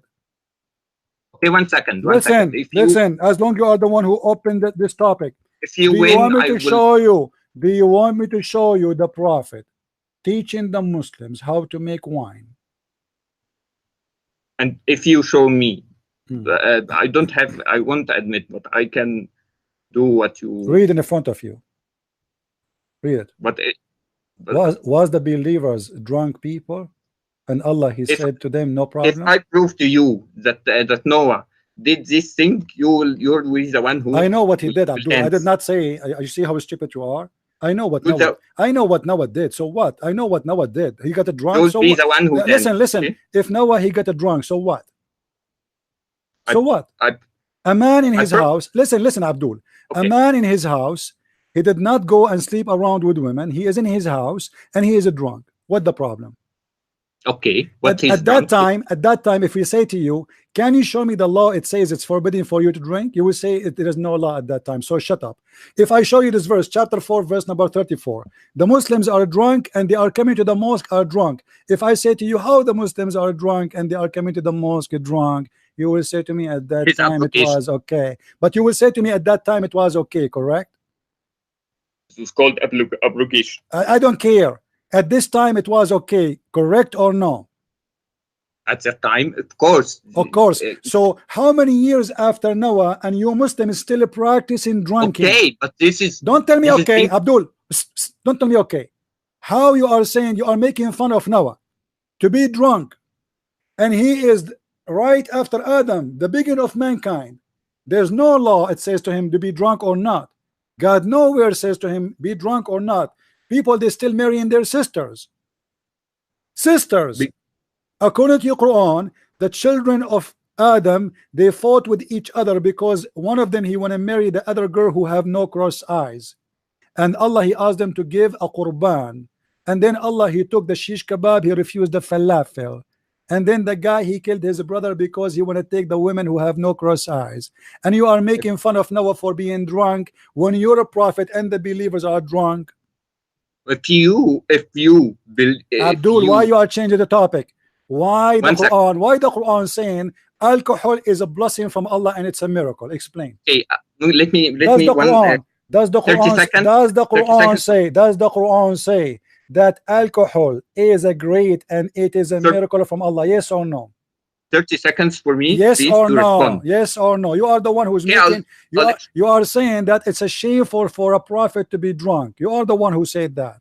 So I'm asking you, why your prophet teaching the Muslims how to make wine and why he was drunk, and why the Quran saying it's okay to drink, but please, when you come to the mosque, please don't be drunk, and why the Quran saying that wine is a miracle of Allah. I promise to dance without a shirt on camera if you prove to me that he said make wine. Okay. Promise. You will dance in the camera? Yes. All right. Without shirt. Guys, get ready.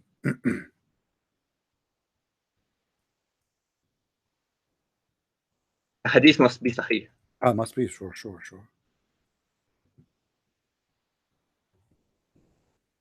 So we know from now what you will say. You will say it is not it's not sahih. We know already, like he's making himself, he's making an excuse not to dance. It must be sahih, brother. Yeah, for sure we will give you sahih hadith. Okay.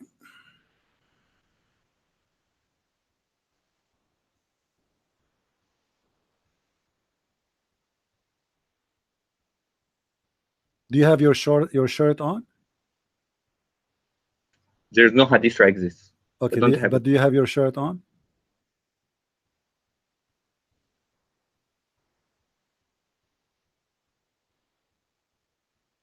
Where is the hadith? Hold on.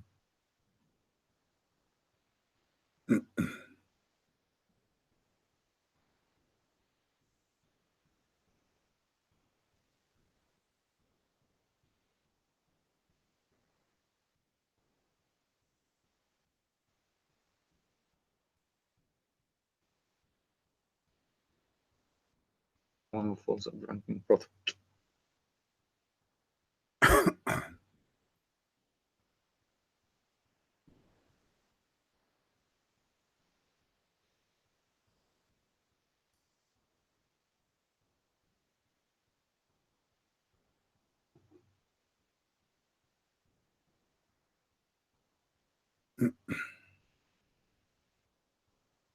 Looks like you don't have the hadith. No, I have it, my friend. Trust me, it's in the front of me. I'm just looking for the one which will make you happy. You have no idea you're talking to who, my friend.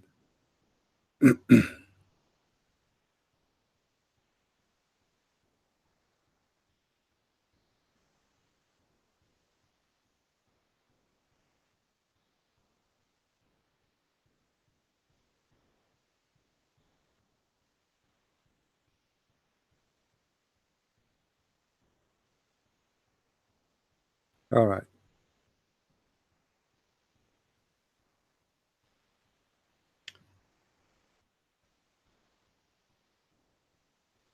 Read this hadith for me.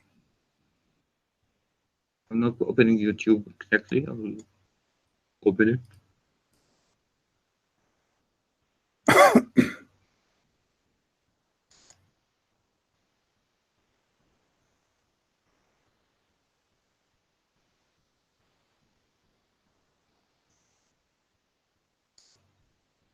Zoom out. I will zoom out. It is out.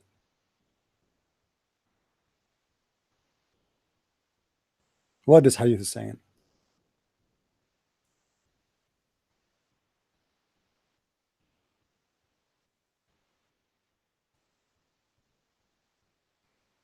Okay, this was the thirsty people by this time. It was forced to they used to Who are drink. they? Who are Then they? Who are they? Who are they? Those people? the Arabs, What? the And Arabs what the used to drink wine. So what he is saying? What the problem here? But the problem here, this was abrogated. It's abrogated. Where it says it's abrogated. What do you mean? You are the one who said that the prophet don't do that, and you are the one who is saying to me, show me and I will dance. And I just showed you the beginning. I did not show you everything. I want to show you more. But now why you are lying, and why you promise me you will dance if I show you? This is abrogated. The hadith is abrogated too? Now, this is the idea. This idea that you used to drink beer in the past, and They used to drink beer. This is beer. Why? Whatever. Come. Oh boy, Abdul. Not the abrogated hadith. The abrogated. Abdul. Your prophet was a drunk man, and he used to be drunk he for wasn't 3 drunk. days and 3 nights. Now you promise me if I show it to you, you will dance. Are you willing to keep your promise? Are you going to open the camera for us and dance? Yes or no? Okay, what if? You will dance now?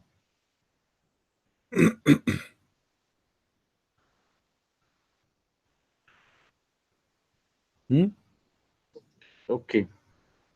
You will open the camera?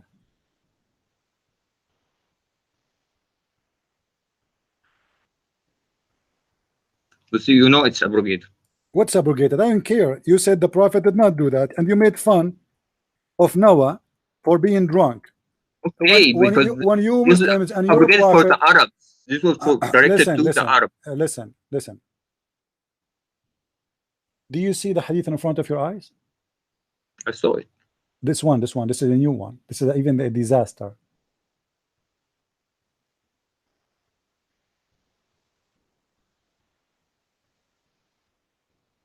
What do you say? How many times you are going to dance for us today? But too bad there's no gays in this chat. We should send you to a gay section so you can dance for them. My friend, next time you want to call me, try to get me someone educated.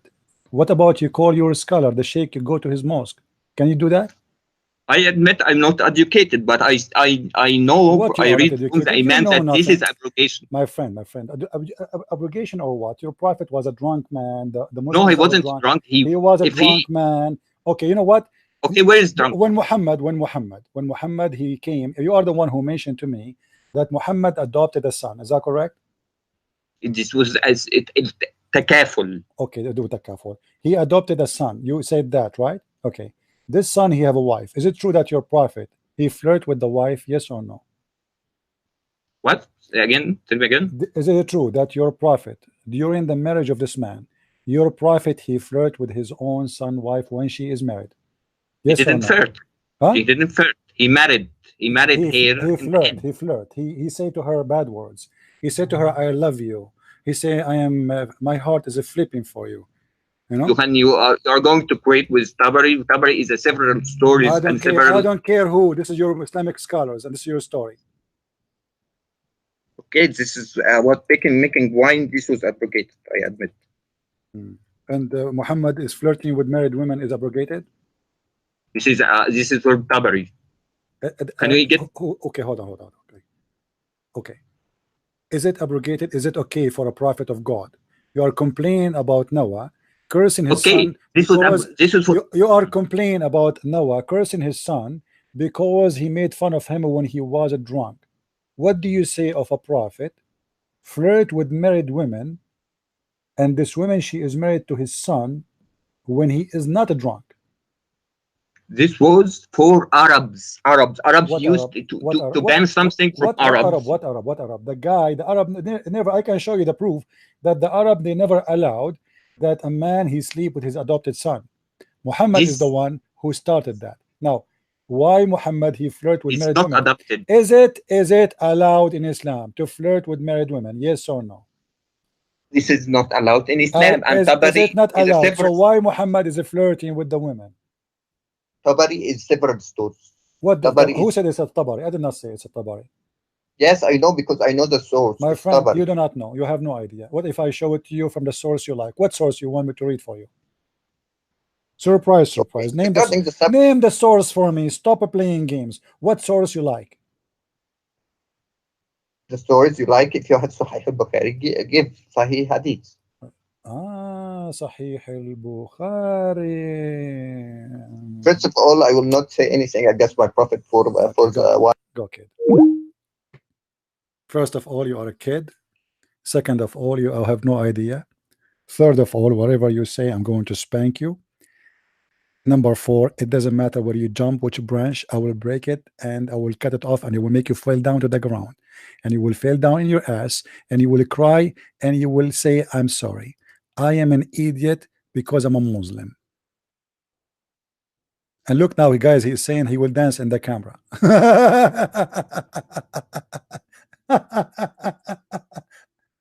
He want to keep his promise. He want to dance in the camera, guys. Look what he said to me. I will dance in the camp. And sorry, I cannot let you do that. We are not a bunch of gays here. Go and find a gay chat room in Saudi Arabia. They will be happy to see you doing that. Get lost. What an idiot. Looked like it was a great opportunity for him to do it. You know? The guy, he could not even like waste the opportunity. Like, did you ask me to dance in the camera? Yes, please. I will have 300, 400 people watching me. Oh boy, please, I will dance in the camera. Unbelievable. Anyway, guys, I want to say thank you for being here. I hope today we have a good time together. And I feel sorry for this guy. Actually, I don't want really to humiliate anyone, but it's not your fault. Islam is a stupid religion. It doesn't matter what you do. It's not your fault that you speak to someone who knows too much and you are ignorant.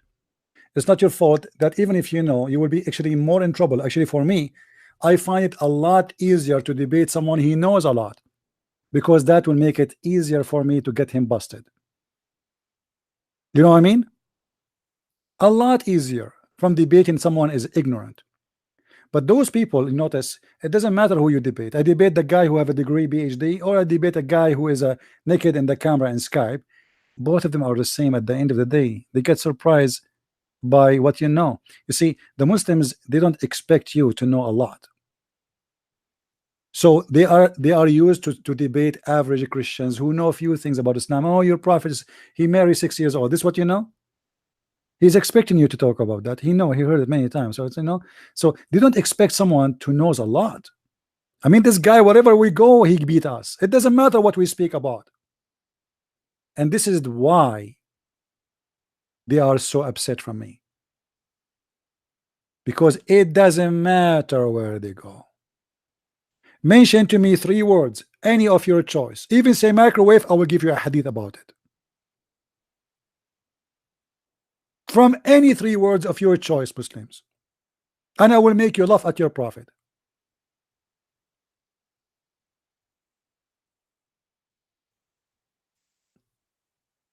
My friend, this cult is a stupid, made by a stupid man for the man. And in order to believe in it, you have to be stupid. You have to be truly an idiot donkey to believe that there is a God who will make a penis endless. I mean, I do not need to be genius to know that this is stupid. Endless penis. I mean, what you will do with endless penis? You will run it as a cable between the galaxy. What? You will make an internet cable? You live in New York, but your penis is in China? And what if your penis went through the jungles of Brazil? Do you know those snakes and ants and those like fish who eat? What if your penis go in the river of the Amazon? Do you know what they will do to it? Can you imagine, brother? Endless penis? You must be endless stupid to believe in endless penis. Human being sometime is stupid. I mean, how in the world somebody have a brain? A human being can believe in this. Even donkeys will not believe in it.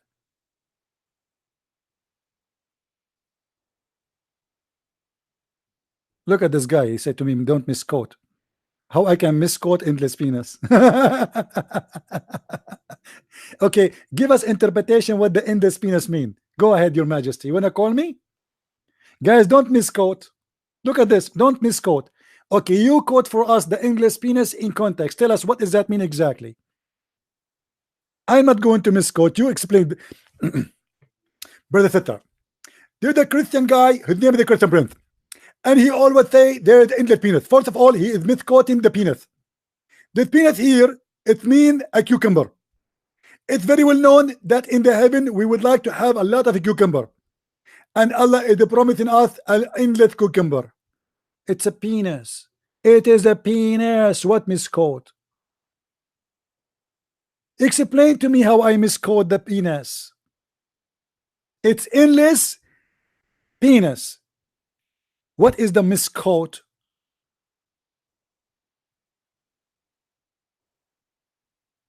What a crazy religion. Anyway, you are stupid. You could not find anything in Bukhari about Zainab. So if I find you something in Bukhari about Zainab, what you will do? What an idiot. Anyway, guys, I want to say thank you. May the Lord bless you. And until we see you again, if not tomorrow, the day after, as always, we say, Christ is Lord, Islam is false, and it's time to go. See you soon. May the Lord bless you all. And don't forget to help us in what we do if you care for what we do. Take the videos, download them, share with your friends, invite your friends, tell them about what we do, and read my books. You can just search my name in Amazon.com, and you can find my books there in any Amazon of any country, because you know Amazon have Amazon.com, .de, France, etc. So search for my books, read them, watch my videos, and thank you for those who help us and make donation always. God bless you, and see you soon again. Bye-bye.